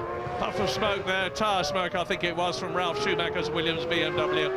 Ferrari, of course, have the objective in this race, the Malaysian Grand Prix, the last of the year, of doing the double. Not only having Michael Schumacher win the Drivers' Championship for the first time for 21 years for the Italian team, but also for the second year in succession winning the Constructors' Championship. And they're certainly on target to do that. Grab a load of this. Häkkinen, 1:38.5 for his quickest lap now. Incredible. That's some 1.5 seconds faster than anybody else, a second faster than the previous record Michael Schumacher set earlier in this race. Häkkinen having a massive attack now to catch up with that leading trio. And he's now some 22 seconds behind Barrichello. Schumacher leads, David Coulthard second, Barrichello third. 8 seconds covers the 3 of them. Mika Häkkinen is 30 seconds behind Schumacher, but is he flying as out goes Fisichella from 8th position. Now everybody in the race has made at least one pit stop. Jarno Trulli, of course, has been in twice, and Mika Häkkinen has had that penalty stop, I remind you. Well, despite passing a car on the previous lap, David still took a further half second out of Michael on this lap. He's had to clear Schumacher, Ralph's Williams. He's about they're about level on this lap. How's the gap now? It was 2.8, now down to 2.4. Coulthard on a roll. Indeed. So there is Ralf Schumacher. Here is Barrichello, who has got past the Minardi. Now, it must be about this stage of the race that if you've got the flu bug, the way Barrichello has, you're starting to flag a bit. He's lapping in about 1 minute 40.6, which is only 0.4 of a second slower than the team leader, Michael Schumacher, but it is some 1 second a lap slower than David Coulthard, who's pulling away.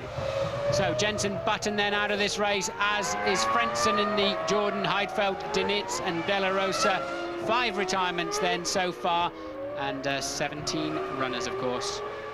As you look at the fastest man on the track, double world champion Mika Hakkinen in the McLaren Mercedes. He's got the gap down to Rubens Barrichello to 21.3 seconds, lapping exactly a second a lap faster than the Brazilian. But there are, just trying to work it out, 23 laps left. Well, that Mika's 29 seconds behind. That's just about what the stop and go cost him. So Hakkinen really has been the fastest man. He had a good strategy, good car, some kind of attacking drive. Of course, the Ferraris, I don't think, realised they would be under pressure from this man once he disappeared in for that stop and go. But they're going to have to keep an eye on him, and Coulthard there, who's still able to at least match and occasionally close down. Yes, down to 2.3 seconds again now. Then the gap, as you're watching Hakkinen, the gap from Coulthard to Schumacher, second to first, 2.3. Mika Hakkinen is accused of being uncommunicative in post-race interviews, and he's not always the most loquacious of men.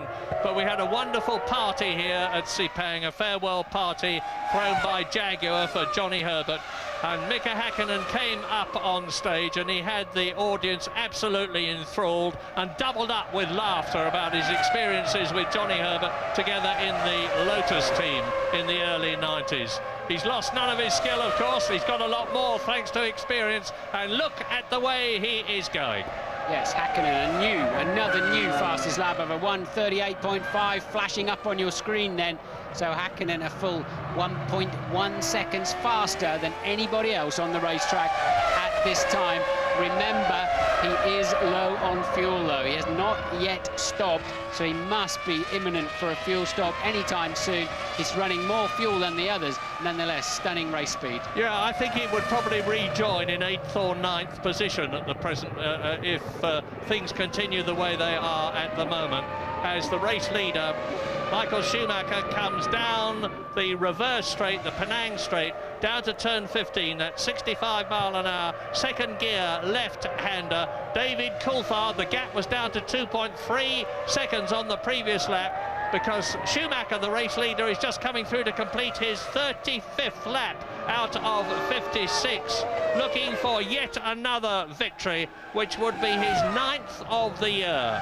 And I think the previous highest was Nigel Mansell in 1992, when he was world champion for Williams, who then had the Renault engine. And Schumacher is on his 36th lap now. The gap between himself and Coulthard, 2.3 seconds, and Mika Hakkinen is in the pit lane. He's just touring past me as I talk to you. There are the mechanics all ready to go, and Hakkinen stops now. What about Barrichello is through, of course. Villeneuve has gone through. Wurz will be the next one, and Alexander Wurz goes through. Neddy Irvine will be the next one. So sure enough, Mika Hakkinen is going to rejoin in 8th or 9th place. There is Irvine going through in the Jaguar. Behind him will be Ricardo Zonta. There is the white BAR, which was in 8th position, but Hakkinen gets through onto the track in front of Zonta, and I think is in 8th position, subject to confirmation. Lap 36. But Hakkinen doesn't have to stop again now. The others will have to stop one more time who are in front of him. We're going to take a short break. Be back.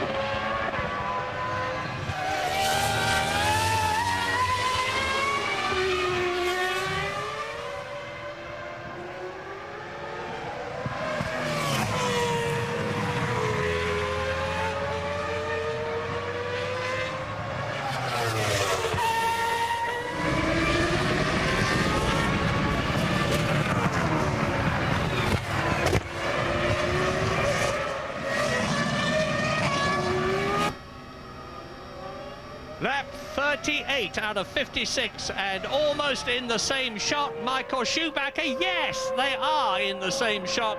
Michael Schumacher leading the race for Ferrari. David Coulthard second, and that is Marc Genet up alongside the pit wall in the second Minardi, retiring. And what's the problem? Look, well, whatever. Looked like possibly a left rear puncture there. James, what can you tell us? Well, I think Coulthard's going to make a stop fairly imminently, but Martin, I saw something a moment ago in Hackett stop that I've never seen before. It must be so hot out there. As he came down the pit lane, he lifted his visor so that the fresh air could blow into his eyes. He's obviously been working incredibly hard in that McLaren. I also noticed they swept away a lot of debris after his stop, so he'd obviously picked stuff up as he was out on the track. Yeah, he's put a couple of wheels on the grass 2 times there, James, and I think I can see also the McLaren mechanics then out in the pit lane. Yeah. Must be for David Coulthard. You're watching Zonta's second stop. He's pitted from 7th place, so McLaren getting ready to bring Coulthard in. These last pit stops should take them about 6 to 7 seconds, really. A crucial one. Coulthard having got the gap, and Coulthard is in the pit lane. Yes, he is. You can see him now, and the gap was down to 1.9 seconds on the previous lap, and McLaren really need to turn that car around.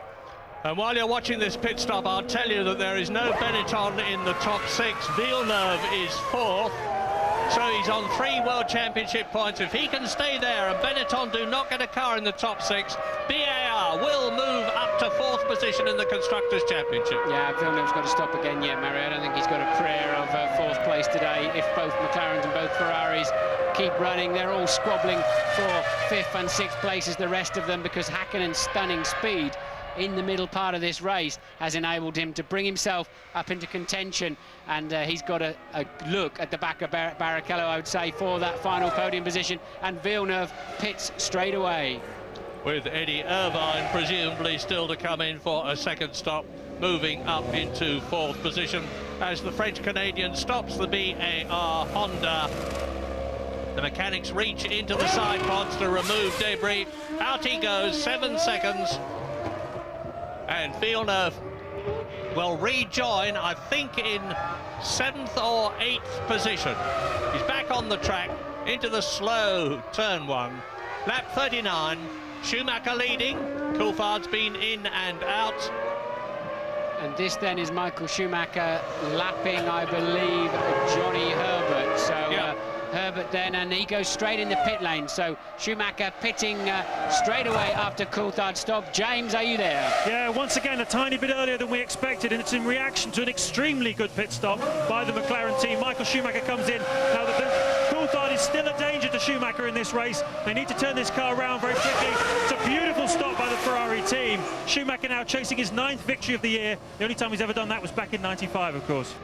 So 0.7 of a second faster then than David Coulthard's stop, and I believe that will give Michael Schumacher the lead. Coulthard passes our commentary box. He will not be ahead of Michael Schumacher. If he wants to win this race, been a great drive from Coulthard. He's kept Schumacher more than honest, but now he's going to have to pass him to win the Grand Prix. He did manage to pass him here last year in that famous turn 2 clash, but that was a big risk. And Michael Schumacher now appearing to be well in control of this Grand Prix. With Rubens Barrichello temporarily, and you're looking at him leading the race, the man who so brilliantly won the German Grand Prix at Hockenheim from 18th on the grid with an absolutely scintillating drive. In spite of this flu problem of his, he's leading the race, but he will have to come in another time, and that will drop him about 20 seconds or so, and he will undoubtedly be rejoining where he was before in 3rd position. But it's looking extremely good for Ferrari. We're on lap 40, and the Maranello concern has certainly this year got on top of McLaren. They won the Constructors' Championship last year, and if Schumacher comes through, it will be to win his 9th race this year. 1 for Barrichello in Germany. That makes 10 out of 17 races victories for Ferrari. Ride with Barrichello.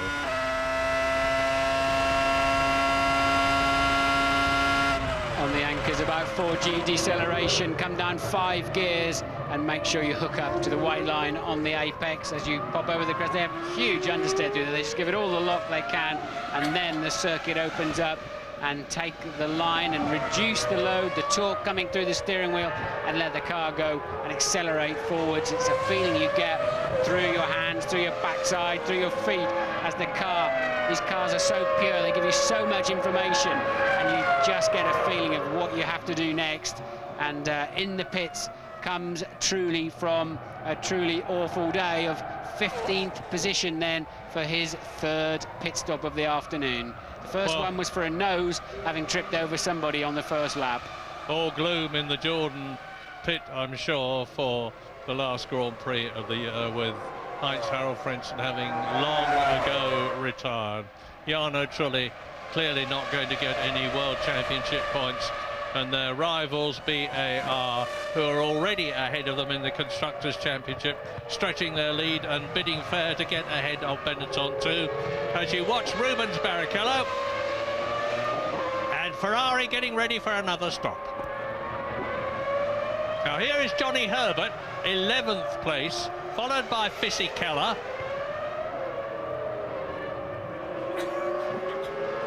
And Barrichello.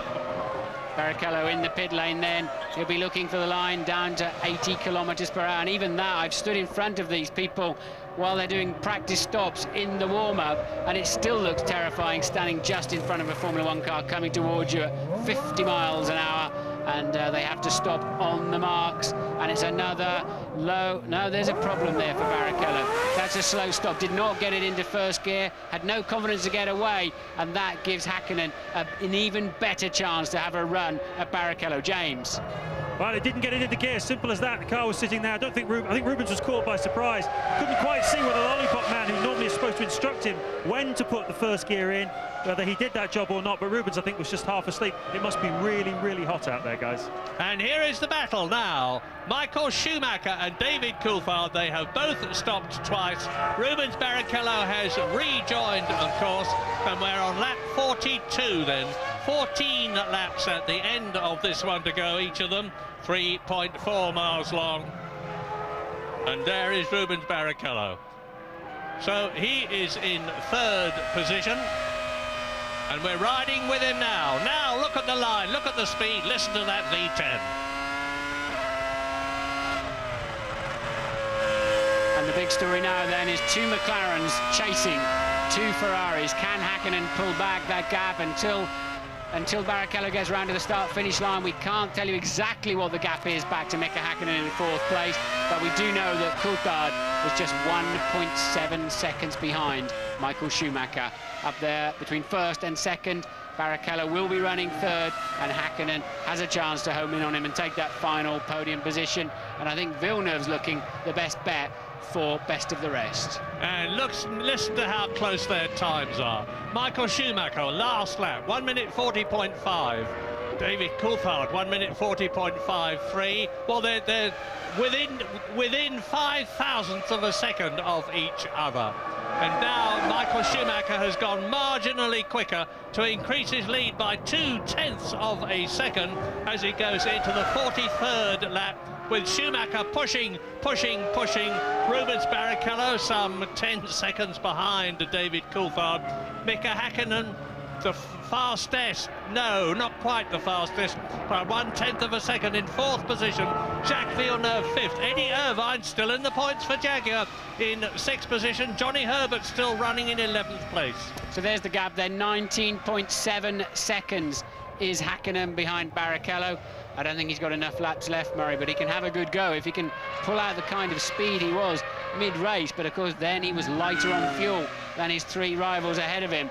But Häkkinen really is going to have to pull something pretty spectacular out of the bag to get on the final podium step. Barrichello, I don't think, has a prayer of a run at Coulthard. Can Coulthard close down Schumacher? The first 2 or 3 laps of this stint, Schumi has had about 1/10 of a second advantage. Well, Schumacher intimated before the race began that he would let Barrichello through to win the race if David Coulthard was not in the top 6 and McLaren were not in the top 6, because that would be a victory for Barrichello, which he was prepared to cede to him. needless to say, that is not going to happen now. With Schumacher leading, McLaren second, Coulthard, Ferrari third, Barrichello, McLaren fourth, Hakkinen. Yet again, we're seeing these two dominant constructors right up at the front of everything. The battle to win in this race, then, if you're not in a McLaren or a Ferrari, is for fifth position, which Jacques Villeneuve has got. 2 World Championships in the bag, and he's already got 6 World Championship finishes in the points this year, compared with none last year, BAR's first year of racing. So down to 1.6 seconds, 13 laps remaining, and we've got this situation. Coulthard is 3/10 faster in section 1. Schumacher 3/10 faster in section 2, and then Coulthard again 3/10 faster in section 3. If he can keep that up, he's going to be looking very closely at the gearbox of the Scarlet Ferrari. Yes, which again prompts me to say that catching is one thing, getting past is another. I'm sure Michael Schumacher will know exactly what the situation is, and if David Coulthard gets on his gearbox, although he's demonstrated in the past that he's more than capable of fighting his way past the German, it's going to be mighty, mighty hard to do in this race, with Schumacher looking for his 9th World Championship victory in this season. And we're on the 44th lap now, 12 of them to go in what has been a really interesting race. The temperatures remaining about the same. And you see the Minardi parked on the left of the pit wall as Salo comes towards us in 10th position. There is Johnny Herbert, 11th place, pursued by Giancarlo Fisichella. A miserable race for the Italian, who it seems hard to realise now was in the recent past being tipped as a potential world champion. Sadly, he hasn't looked very much like one this season as you leave Sepang, but you will be rejoining us.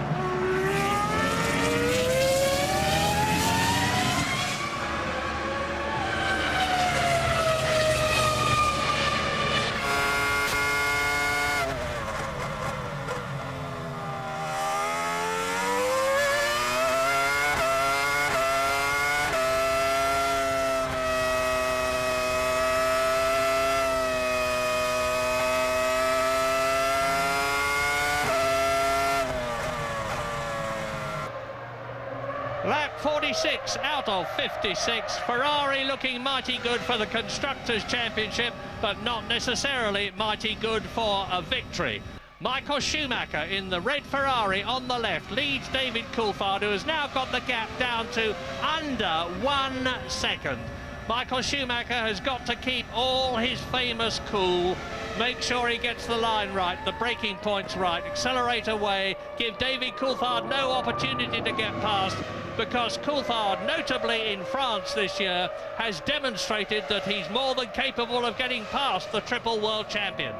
uninterrupted coverage then to the end of this Malaysian Grand Prix. Coulthard with the slightly faster car, both in terms of lap time and in terms of straight line speed by 2 or 3 kilometers per hour. Now, unfortunately, he's in the dirty air zone of that Ferrari, and turn 2 is where he passed Michael Schumacher last year.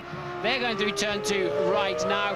Clearly nowhere near close enough to even think about it, but he's got 10 laps left to be able to get up on the gearbox, and I think if he can get a good run out of turn 14 down the final straight into the last corner of 15, then I think Coulthard may just have enough kilometers per hour and a good enough car under braking to have a stab at the lead of this Grand Prix. As you look at Mika Häkkinen in 4th position, who has not closed at all on Rubens Barrichello. There is the Brazilian 3rd place in the Ferrari.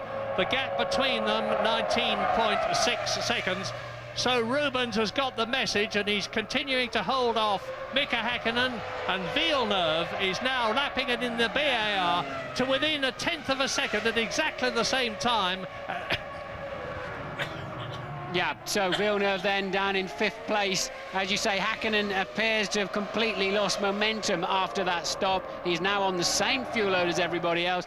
Clearly, all cars will have just enough fuel to get them to the end of the race. There will be no further scheduled refueling stops as we see the Minardi of Matt Saccani from 15th place in the pits. He is the last runner. Ralf Schumacher recently retired out of when he was 16th.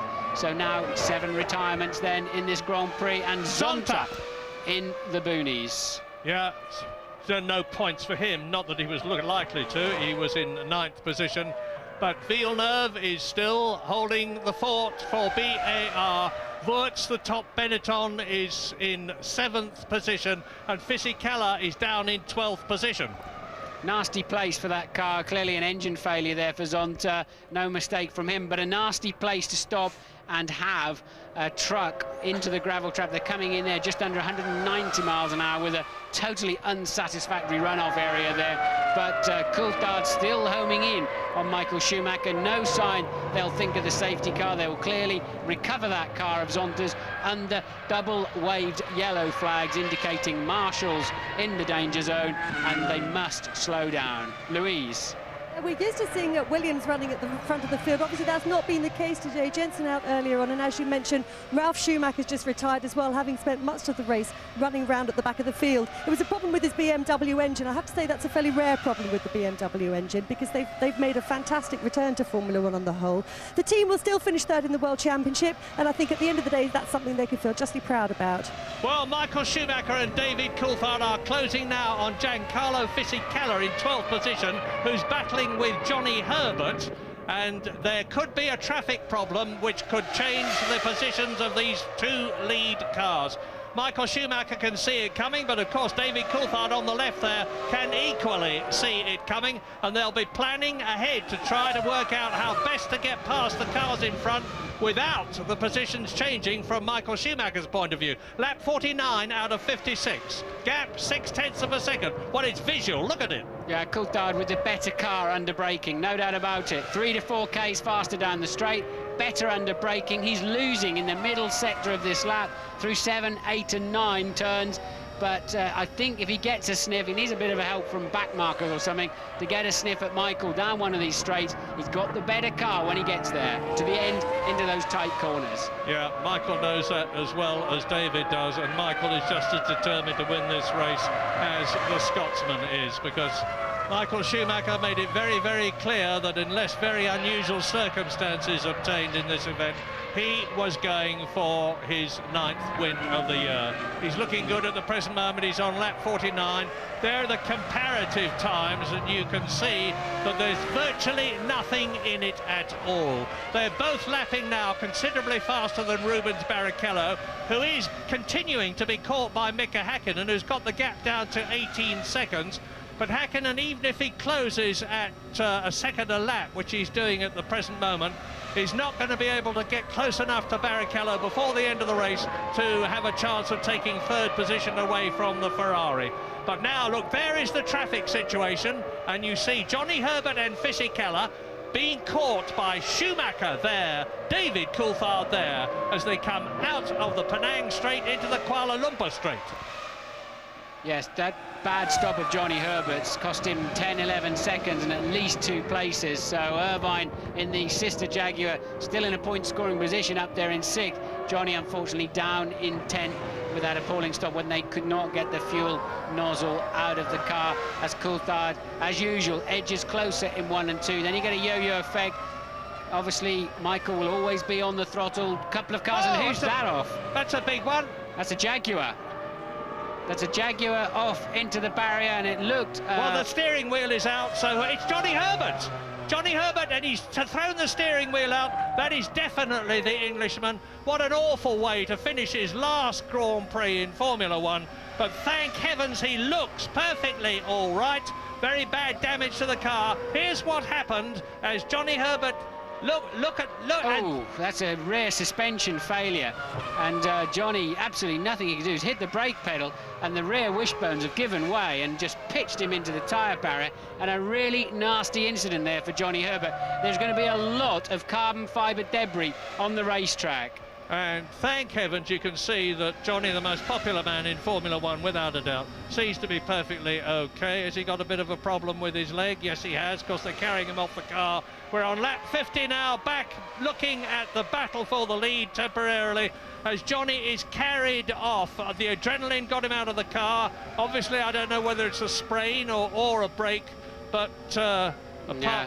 And Johnny's ankles are bad enough, aren't they, after that terrible crash he had in F3000, as Coulthard now closer than ever. Is he close enough to get a good tow from that Ferrari down into 1? It didn't look it as they came past the commentary box. Will he have a stab down the inside? He is very close when he gets there, but not close enough. There is a bit of traffic ahead of him. Yeah, and it's Fisichella. Now, Fisichella is on his own. Johnny Herbert, of course, was behind him, has now disappeared. Picasalo is about 7 seconds up the road. So hopefully Fisichella is keeping an eye on his mirrors, and in which case he will see this approaching. Ferrari, McLaren, lap 51, 5 laps to go at the end of this one. Wouldn't surprise me at all to see one of these runners this afternoon pick up a puncture from the debris of Johnny Herbert's incident there.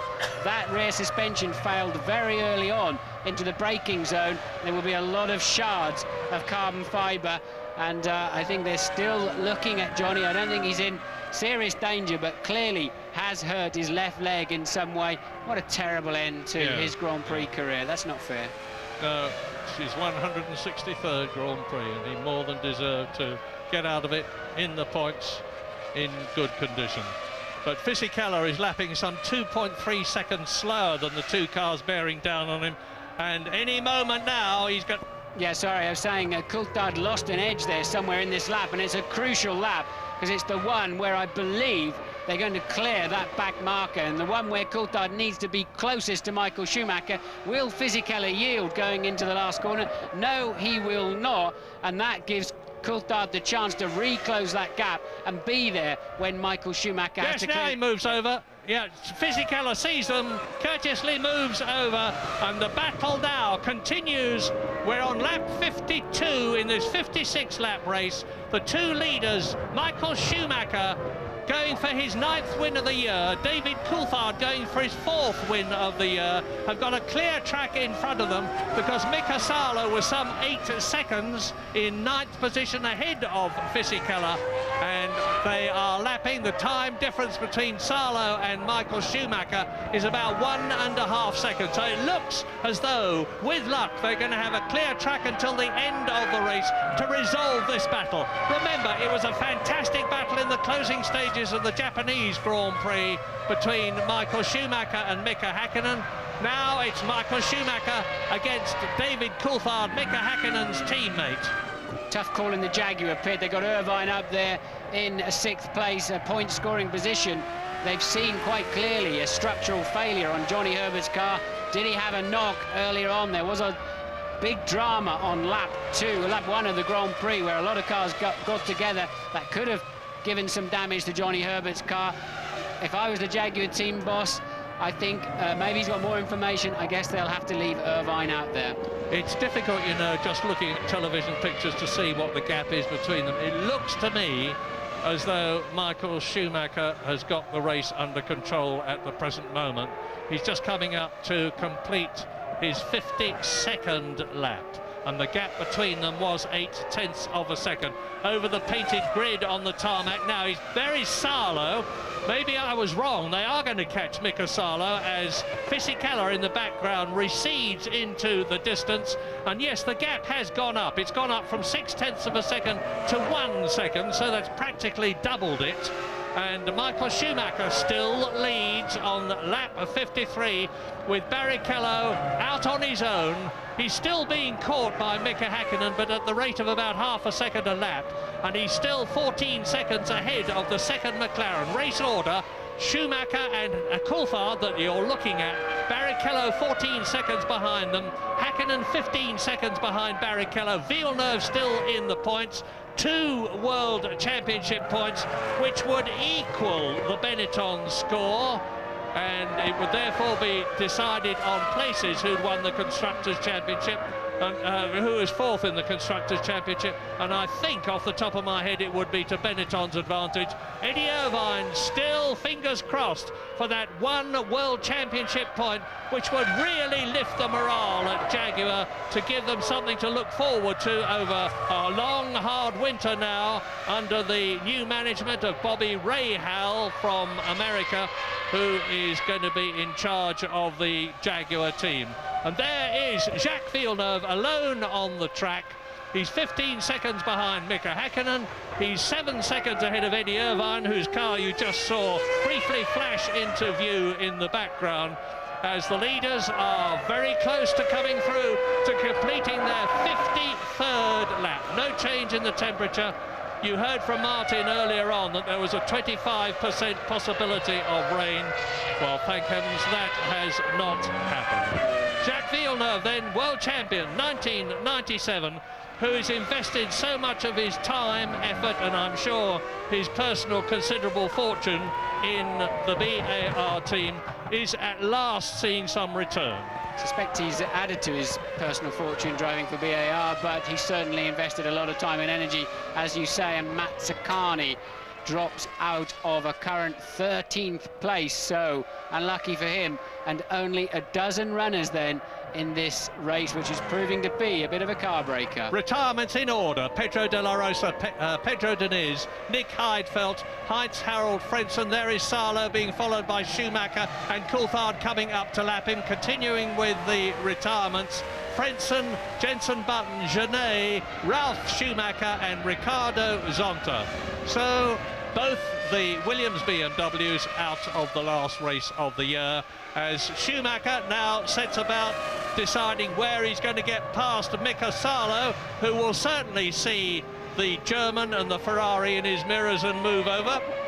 Michael Schumacher's flat out working away, hacksawing away on the wheel. Coulthard just said the fastest first sector of any lap this afternoon. He is not giving up on this chase in the dying laps of this Malaysian Grand Prix. Coulthard still very much going for it. Had a couple of laps where he appeared to be just falling away slightly, now re-attacking, and the gap down to 0.6 of a second. He took a half a second out of Michael on that previous lap. 54 laps completed, 2 to go, 55 and 56.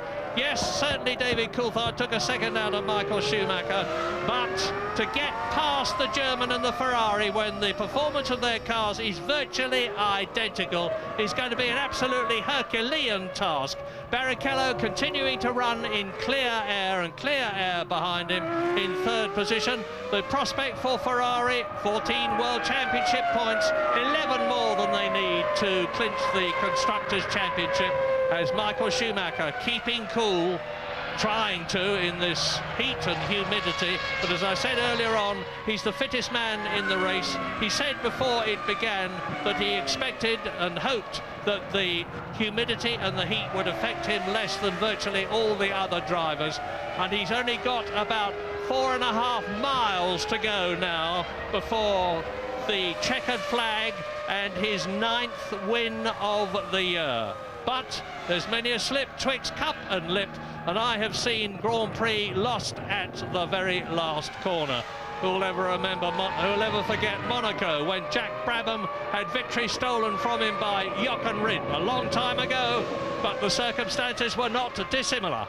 They've also been lost in a courtroom some weeks after the Grand Prix as well, but hopefully that won't be the case this afternoon. A classic duel then between Michael Schumacher and David Coulthard, and Schumacher then seems to have the upper hand when it matters as he heads into the final lap.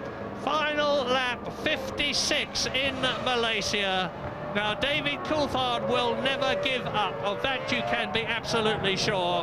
There is a contingent of people from his hometown, Twynham in Scotland, here to watch this race. They could hardly have hoped to watch a better one from their point of view, except, of course, seeing David Coulthard somehow scramble past Michael Schumacher to win the Malaysian Grand Prix. It is looking less and less likely because Schumacher's just got a few corners to go now between himself and that historic victory, which is surely going to be his after an absolutely magnificent year for Ferrari. It will be 9 wins for Schumacher, 1 win for Barrichello, 10 wins in all. The Drivers' World Championship for the 3rd time for Schumacher.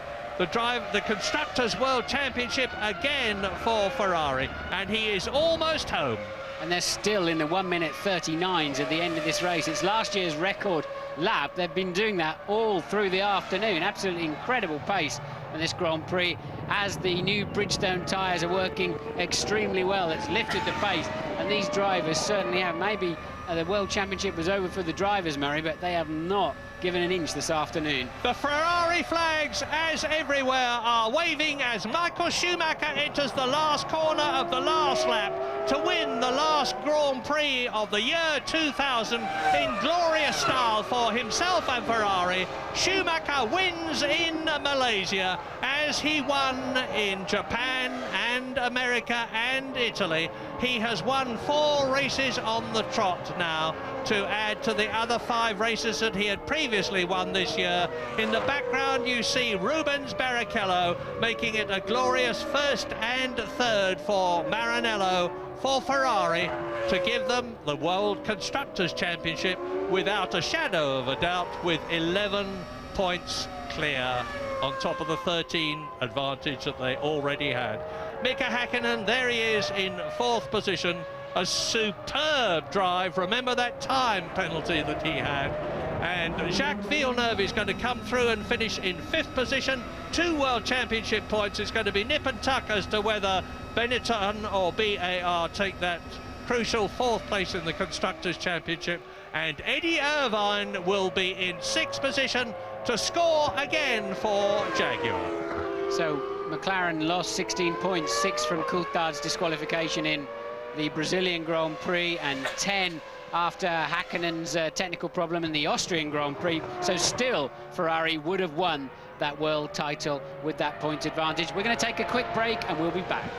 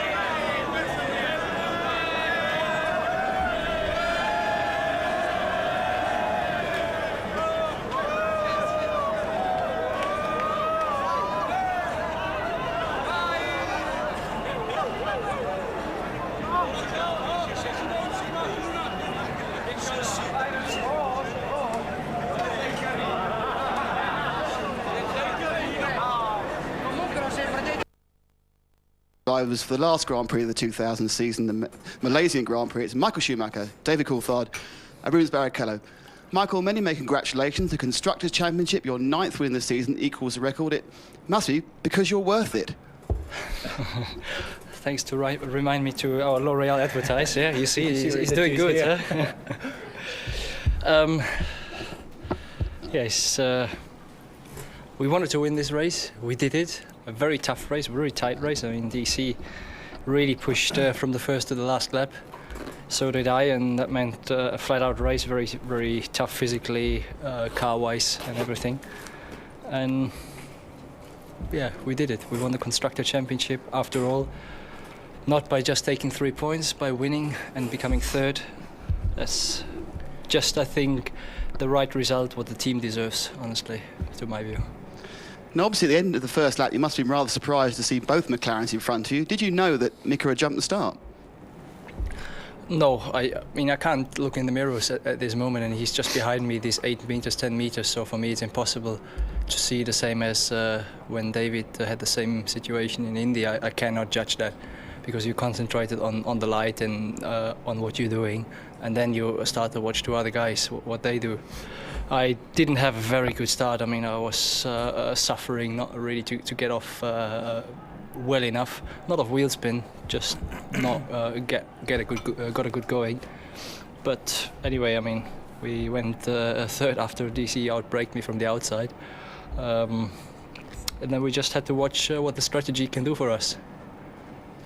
Now, you actually set your personal fastest lap at the end of the first stint. You never really went fast again in the following two. Was it because you're just controlling the race, or did the car go off slightly?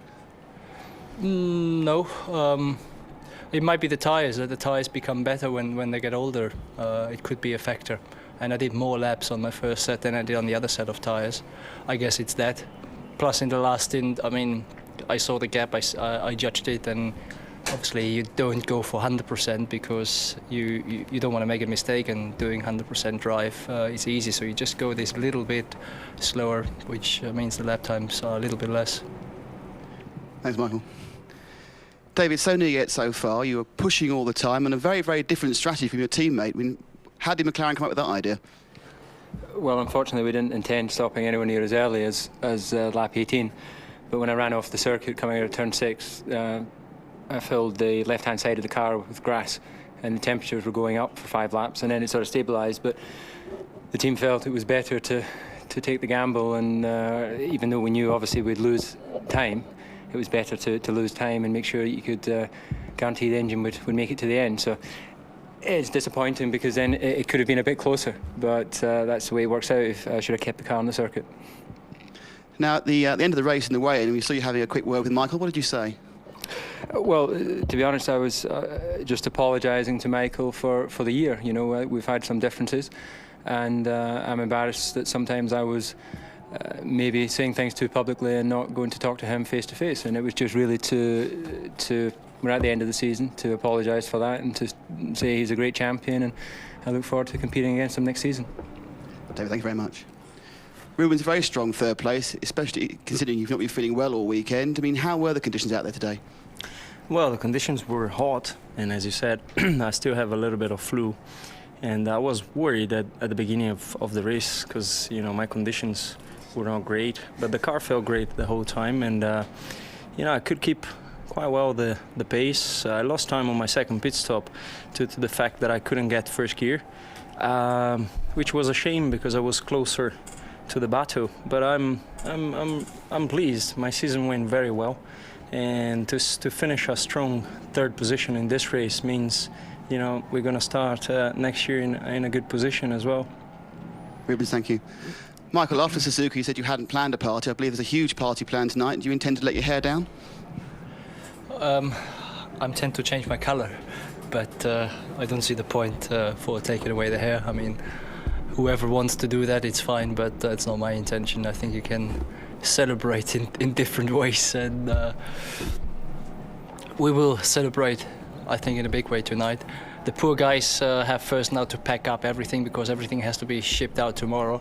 It's a bit of a shame after such a race and year that you can't just let off. I mean, these guys have to continue working. But then after they finished, hopefully early tonight, we then going to have a big party. Thank you, Michael. Thank you. Now a word from Michael and Rubens, your own languages, please. Michael first.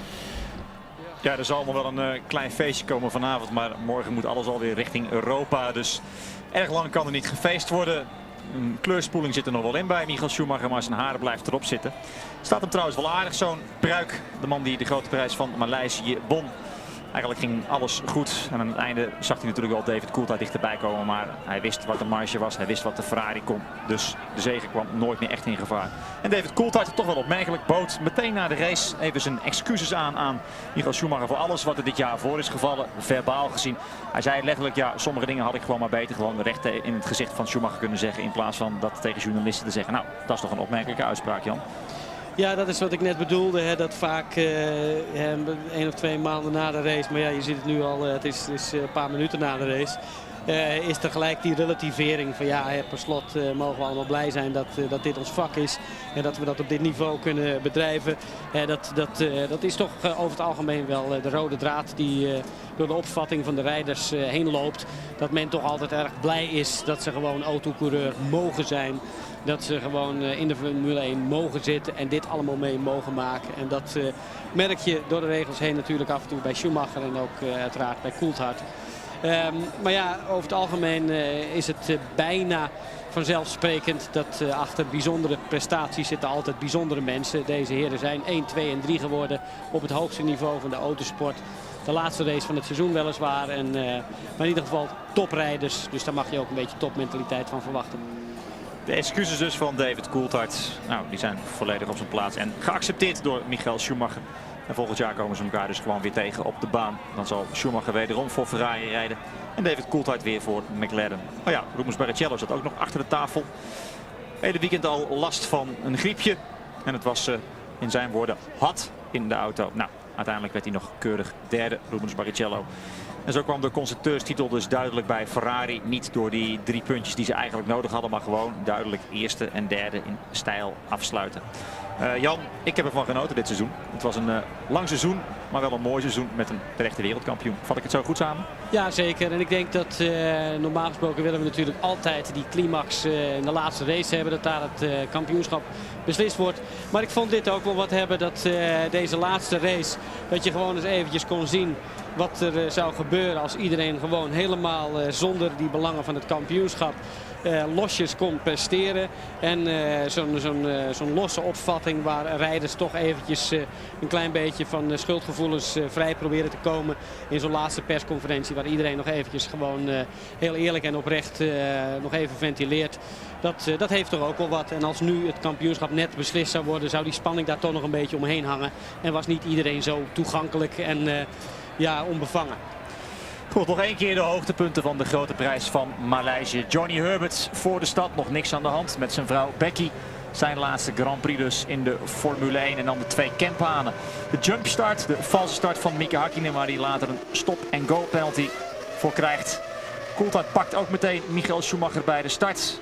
En dan hier achter in het veld waar De La Rosa, Nick Heidfeld, Alesi en Diniz elkaar raken. Er is te weinig ruimte voor 4 auto's. Dan gaat het dus mis.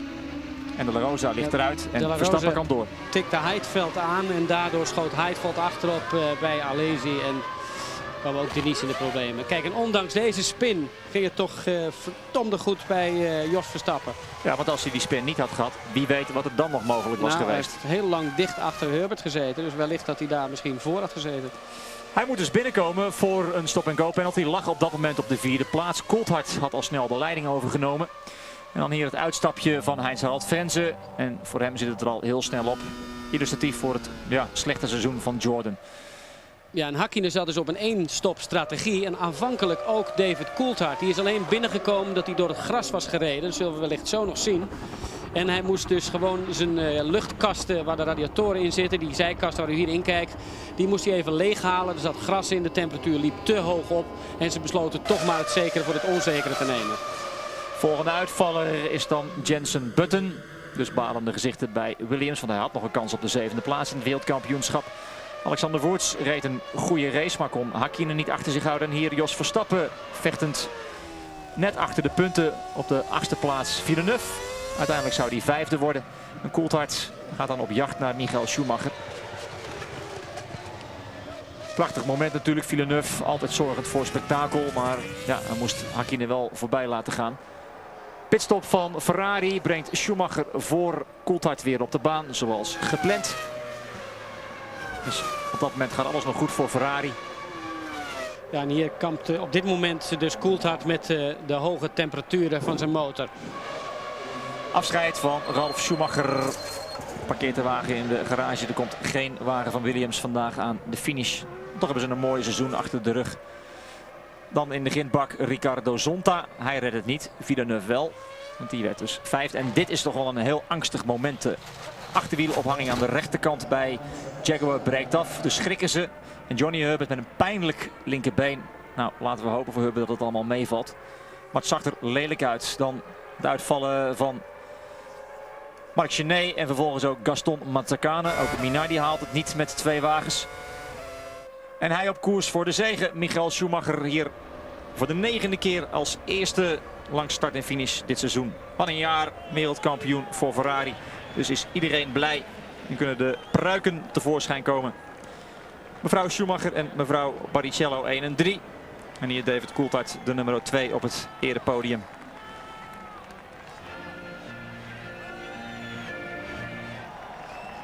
Even zwijgen voor het Italiaanse volkslied, anders krijg je problemen. En dan nog 1 keer de vuisten omhoog bij Ferrari. En de champagne smaakt goed. Jean Todt met een mooie grijns op zijn gezicht. Eindelijk heeft Ferrari het dus weer helemaal voor elkaar. Kampioen bij de rijders en kampioen bij de constructeurs. Een mooi fotootje voor thuis. Jan, mag ik jou hartelijk bedanken voor 17 leuke Grand Prix. Het was een mooi seizoen. Ik heb weer prettig met je samengewerkt en hoop dat volgend jaar gewoon ook weer te doen op 4 maart. Want dan zien we elkaar terug. Helemaal veronder in het zuiden van de wereld in Australië. Oh, even nog Johnny Herbert. Ja, daar ben ik heel blij om. Want ik had bijna willen zeggen, zo heb ik het ook ervaren. Maar ik hoop dat we snel goed nieuws hebben van Johnny Herbert. Dat hij weer gauw op de been is. En ik hoop dat we snel horen dat Jos Verstappen onder de pan is. En dat we volgend jaar er ook weer van kunnen genieten. Tot volgend jaar. Bedankt voor het kijken. Dag.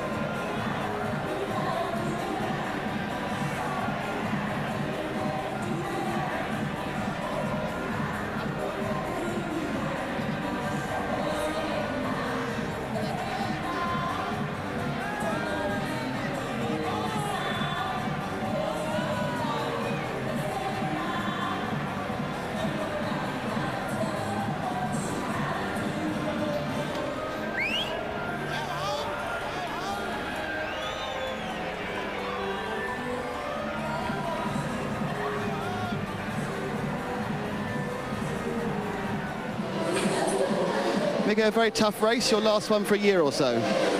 Yeah, it was actually easier than I thought. I thought it would be a lot harder, but humidity is high, so still keep sweating even it's a half an hour after the race. It's my last race for a while, and that's why I enjoyed it a lot. So what do you do next year? Just lie around the beach for a few months? I know. We'll be testing a lot with Toyota next year, and I don't think I get bored. They couldn't blow them in a race, so they blow them now in pits. So yeah, I think they'll keep me busy. Do you just think, oh, I wish I was racing, or are you happy with the Toyota situation? I'm very happy to have a break. It's been a hard year. I'm sure anybody who could have a chance to have a break here from this paddock next year would do it. So it's been a hard year. Wish you best luck. Look forward to seeing you again. Thank you.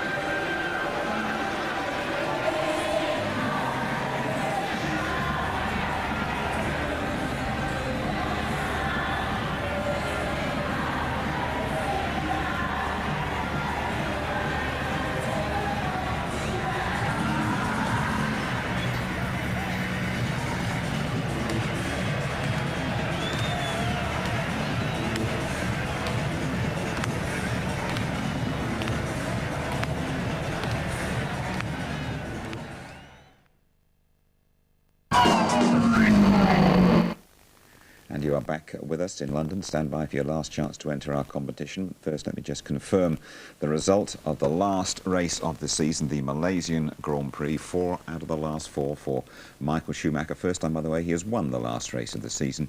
David Coulthard in second place, then Barrichello. Hakkinen fourth. Jacques Villeneuve, crucial points there in fifth place. And Eddie Irvine making his point for Jaguar, sixth. Final positions in the Drivers' Championship this season. Michael Schumacher, the 2000 World Champion, his third title. Then the reigning champion, Mika Hakkinen in second place. Coulthard third. Barrichello fourth. Ralf Schumacher for Williams in fifth place. Watch out for them next season. And Giancarlo Fisichella, who's been on 18 points from eternity for Benetton. And in the Constructors, Ferrari retaining their title by a very clear margin from McLaren. BMW, Williams doing really well to take that third place, and indeed Benetton getting fourth as a result of Fisichella's second place way back in Brazil from BAR, but that's 20 more points than BAR got last year, and Jordan have to be satisfied with 6. Okay, now Tony, did McLaren shoot themselves in the foot a little bit here today? Yeah, unfortunately Hakkinen fluffed on that start and he got ahead of himself the same way as Coulthard had done at Indianapolis.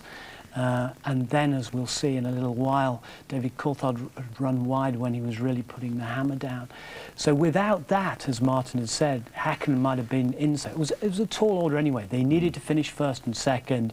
Ferrari needed them down no higher than fifth place, and it was a very tall order. Yeah, we'll see that in a second. Personally, I'm just happy that Johnny Herbert has emerged. I know he's having x-rays on his left leg, emerged from a very, very nasty accident in his last Grand Prix.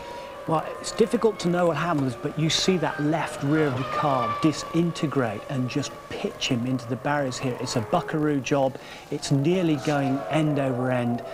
Luckily, the tyre barrier's there, the big cushion it's taken. And there's Johnny coming out. Now, we said, and I said before the beginning of the programme, Johnny, don't go to Indianapolis, don't go and race those cars over there, don't go into those unyielding concrete walls. Your legs can't take it. Now, Formula One is much, much safer than Indy racing. The cars can take it, the circuits are up to it, as we've seen. That's a big crash, and he's emerged okay. He could have got a fracture from that. Okay, precautionary x-ray on that left leg for Johnny Herbert. Let's go back and let's have a look at the start. And a bit like what Coulthard did in Indianapolis, this time it was Hakkinen's turn. Yeah, and it was looking good, and it was fairly marginal, but the lights had just gone out, and then already adjudged there that Mika Hakkinen had crept, although he got the car stopped again. The little sensors on the grid picked that up. And the best man here was David Coulthard, who went all the way down the outside and through that best. And Schumacher did not make a good start. He got a bit too much wheel spin again. But Coulthard was brilliant at the start, as was Villeneuve, who got up there really well. Now, Coulthard had to take an earlier pit stop than anticipated, and this was due to him running wide, wasn't it, and picking up a bit of debris. Well, James reported that temperatures had run high, which means that the debris that he'd picked up when he ran wide had filled the radiators. You and I were commenting during the race. We saw the strip-off visors that the drivers were taking off, and they'd had several layers of those, and all the other dust and dirt on there. And if you run wide as well, you take it all in. Don't forget, this is an old rubber plantation where the cobras lurk, and there's lots of snakes around there. Never mind the debris. Didn't quite get a and snake, here did he? we are. This was when Coulthard, was in the lead there, and he was really, really putting it down, trying to get that gap away, because he knew he was making 2 stops at that particular time and increase the gap. But he ran wide. Tyre wear was another factor. We don't know how his tyres were wearing, whether he was called in early as well as the higher temperatures from the blocked radiator. Nice scrap in the middle of the race. Mika Hakkinen and Jacques Villeneuve, 2 world champions, and a good little cameo this, wasn't it? That was fabulous. This was shades of 91 for me and Senna and Mansell in the Spanish Grand Prix, and it was no holds barred. But you saw Villeneuve there just outbrake himself. He locked up and Hakkinen went through on the inside, and that's very much like in Indianapolis. If you remember when Villeneuve was chasing Frenz, and he outbraked himself then and went across turn 1 and gave it away. But that's Villeneuve, isn't it? Just, you're really gung-ho going for it. Ferrari performed brilliantly in the pits for much of the season. All that 3 wheels on your wagon with Eddie Irvine, a distant bad dream really for them, isn't it? And a terrific stop for Michael Schumacher late on that meant really well. The race is yours again. But it's said that David Coulthard had always been a threat in the race, and Coulthard, if anyone, was the man of the race. He'd driven so well, and this Ferrari stop was in response to that. But at 6.6 seconds, Nigel Stepney, the English chief mechanic Ferrari, and his boys performed superbly, and that was the quickest pit stop of the race. In fact, got him out back ahead of Coulthard and confirmed, as you said, the lead, and then the win, the 44th for Michael Schumacher. And that, incidentally, 10 times now that Ferrari have won the drivers, and 10 times now they've won the constructors. No question they deserve it this year, is there? No, they've been absolutely superb, and constructors back-to-back for them as well. They work so hard. Difference for me is that Michael Schumacher wanted it so badly. He was so hungry. He came back after his broken leg so fit. And remember when he came back here last year, he was wonderful as well. He held them all up. Yeah. He had Hakkinen doubled up on the podium afterwards. He didn't know what to do with himself. Good. OK, Tony, thank you very much. Well, now it's your last chance to enter our competition and get up close and personal with an F1 car. Here's your opportunity to ride in a Formula One car. We've teamed up with McLaren Mercedes for a chance to win the thrill of a lifetime. A ride in the back of their 2-seater. 2 lucky winners will get a day out at Silverstone and feel the breathtaking acceleration and awesome cornering force of a 750 horsepower racing car on one of the fastest tracks of all. The car's suitable for most people, but it can reach speeds of up to 200 miles an hour and corner at over 3G. So you'll need to pass a medical, be within the height and weight limits, and be 18 or over. You'll also have to answer these 2 McLaren-themed questions. Question 1. When did Mika Hakkinen make his Formula One debut? Was it A, 1991, B, 1992, or C, 1993? A, 91, B, 92, C, 93. Question 2. McLaren hold the record for the most wins in a season, but how many? Is it A, 13, B, 14, or C, 15? A, 13, B, 14, C, 15. And here is the number to dial: 09065 811 811. 09065 811 811. And the very best of luck to you all. OK, Tony, it seems like yesterday we were back in Melbourne. We were discussing Jenson Button's first race. Murray Walker, terrifically impressed by Jenson's first year. Were you? Without question or a doubt. For me, he's a future world champion. He's been serene. he's been so cool.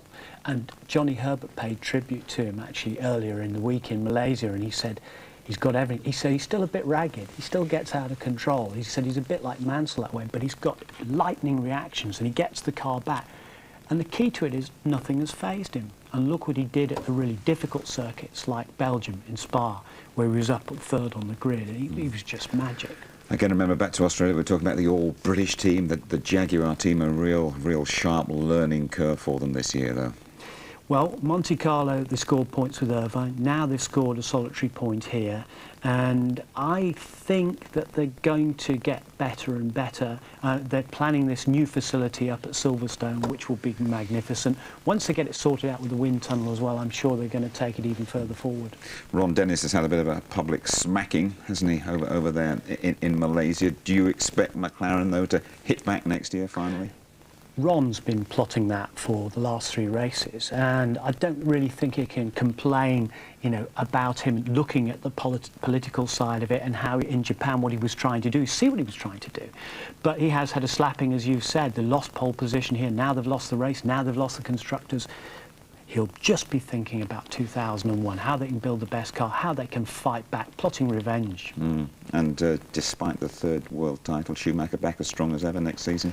As strong as, I think, stronger than ever, because he's equalled his best of 9 wins in a season. That's best ever for a Ferrari driver. The last time that was done was in 52, 53 with a Scar. You would remember that, of course. Listen, thanks for your company. Thanks for your company throughout the season, Tony. Thank you. Later on today, you have a chance to see a rerun of the Malaysian Grand Prix, coming up just after 2 this afternoon. Highlights just before midnight, and that show repeats as always on ITV2 at 7. OK, thanks for your company throughout the year. Watch out for a Christmas Formula 1 special here on ITV. We'll be back in Melbourne in March. Tonight, as I say, I've just heard that Johnny Herbert has bad bruising on his left leg. That's all. We say farewell to him and to you. Bye-bye.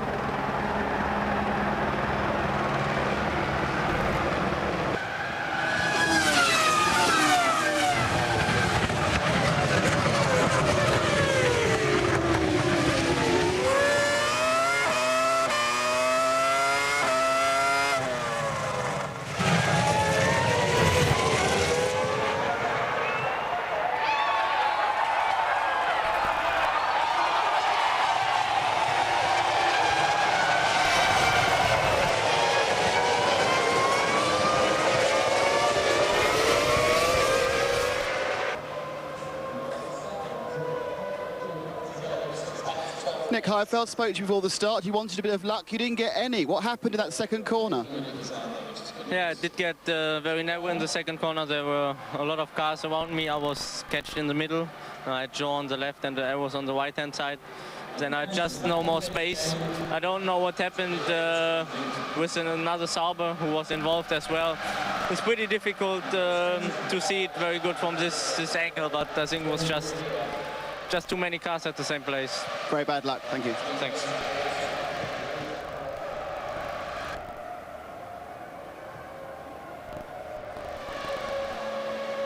Mark Schnee, very bad luck. An engine problem there, but you had a nice fight with Hakkinen during the race. Yeah, well, it was not the engine. It was for sure a rear tire problem. And maybe a rear suspension, but we were doing a good race. I was fighting with Ralf Schumacher, with Hakkinen. On the first set of tires, I was doing very well. On the second set, however, I was losing a lot of time. I had a lot of understeer, and I couldn't keep up with Ralf. But I think we were doing okay, and I hope now we can keep this 10th position in the Constructors' Championship. Mark, you've raced very well all season, but will you be racing in Formula 1 next year? Well, I'll be in Formula 1 next year. Maybe racing, maybe not racing. But the future is quite bright. I'm very optimistic. I'm very happy. And in a few weeks, I'll say about my future. But however, I'll be involved in Formula 1, racing or just driving. Mark, hope to see you again. Thanks. Thanks.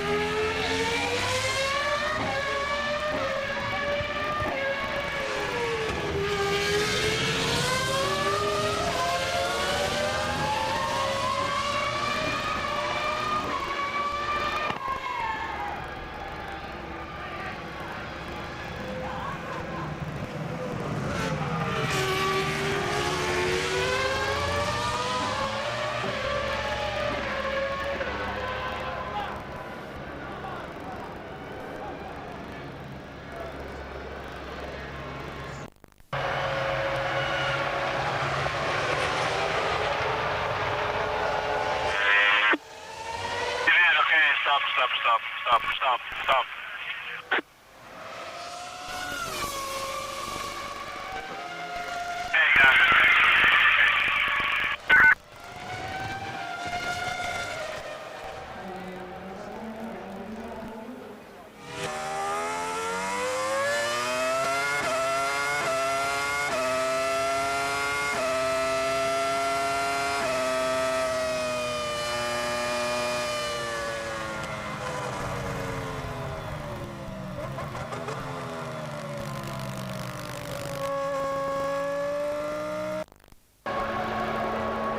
Well done, Michael. Prague is a world champion. Well done. Thank you, guys. World champion class 2, I'd say. Congratulations, for your constructor, guys. You deserve it more than anything. And now we have a great winter time in front of us. But don't get lazy, guys. Next year's another year. No, that's a joke. You've done a really great job this year, all together. You all can be proud. Thanks. Yeah, no worries about the winter, Michael. We know what we've got ahead. I mean, well done. Very well done.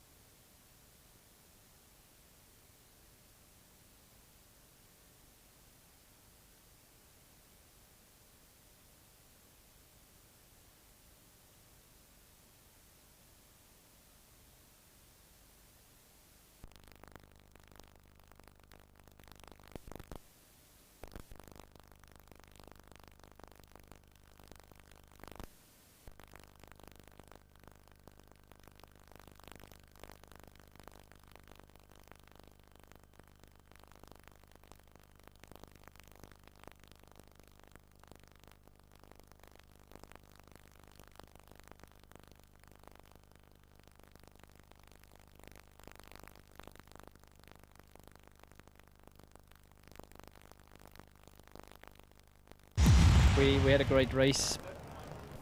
4 times pole position at the end of the season, 4 wins. That's simply superb and a dream coming true. So we're obviously very delighted. We've had some differences, and I'm embarrassed that sometimes I was maybe saying things too publicly and not going to talk to him face to face. And it was just really we're at the end of the season, to apologise for that and to say he's a great champion, and I look forward to competing against him next season. I'm very happy he came to me after the race to talk to me about what has happened in the past and the way he sees things. And yeah, obviously I feel that shows how good a bloke he is, and I look forward to continue to have as good a relationship as we used to have some while ago. And so confirmation of Schumacher's victory in Malaysia. Coulthard second, Barrichello third, Häkkinen fourth, Villeneuve fifth for BAR, and Eddie Irvine scoring a rare point for Jaguar. Final positions in the Drivers' Championship. Schumacher winning the title by a huge 19-point margin. Häkkinen 16 clear of Coulthard. Barrichello fourth. Then way back on 24, Ralf Schumacher in the Williams. And Fisichella, you know, he hasn't scored since Canada in the middle of June. Decisive victory for Ferrari as well. And Benetton getting that 4th place thanks to Fisichella finishing second at Interlagos in Brazil. OK then, Tony, it wasn't going to be McLaren's day from the moment that Häkkinen fluffed the start. Well, from the time that the engine went in Indianapolis, really, it's gone downhill from there. But this was like Indianapolis as well, because, you know, Häkkinen had fluffed the start. He managed to stop the car again, but that was picked up by the little sensor and he got a penalty. But Coulthard, look at him going round the outside. He was brave, he was committed, and for me, he was the driver of the race. And then he got past Häkkinen and got into the lead. And, you know, eventually second place. That's good for him at the end of the year. It's farewell to Johnny Herbert. He has a bruised leg, nothing worse than that, and I would think Johnny would be very, very grateful about that. Yeah, and it's difficult to know what happened, Jim, but you can see the rear end disintegrating as the wheel parts company, and this is a big impact, a very high-speed accident. and the car, look, buckarooing there and almost going over, but coming around, and you can see how the tyres there all absorb the impact. But you can imagine if that's the concrete walls of Indianapolis. As it was, his leg took a big knock. Those legs have been smashed and been rebuilt. I don't think, as I said at the beginning of the programme, that he should go to Indianapolis. Would you want him to call it a day virtually there? No, I want him to stay in Grand Prix racing or sports car racing where it is much safer. There have been fatalities in IndyCar racing. Formula One is much, much safer, and so is sports car racing. Finish by paying tribute to the fellow in the red wig, Michael Schumacher. Well, it looked like they'd all gotten rusty in the rain or something. Instead of a whitewash, it's a red wash. I think they're trying to say Ferrari dominance, and why not? They've done the double, world constructors and the world drivers as well. Fair play to them. They worked hard, they wanted it. It's brilliant for the sport, brilliant for Ferrari. Tony, thanks for your company throughout the season. Righto, that does complete the Formula One season. Watch out for a Christmas special, won't you, here on ITV. And the F1 ITV team will take a little winter break, and we will be back in Melbourne next March. Till then, good night to you all.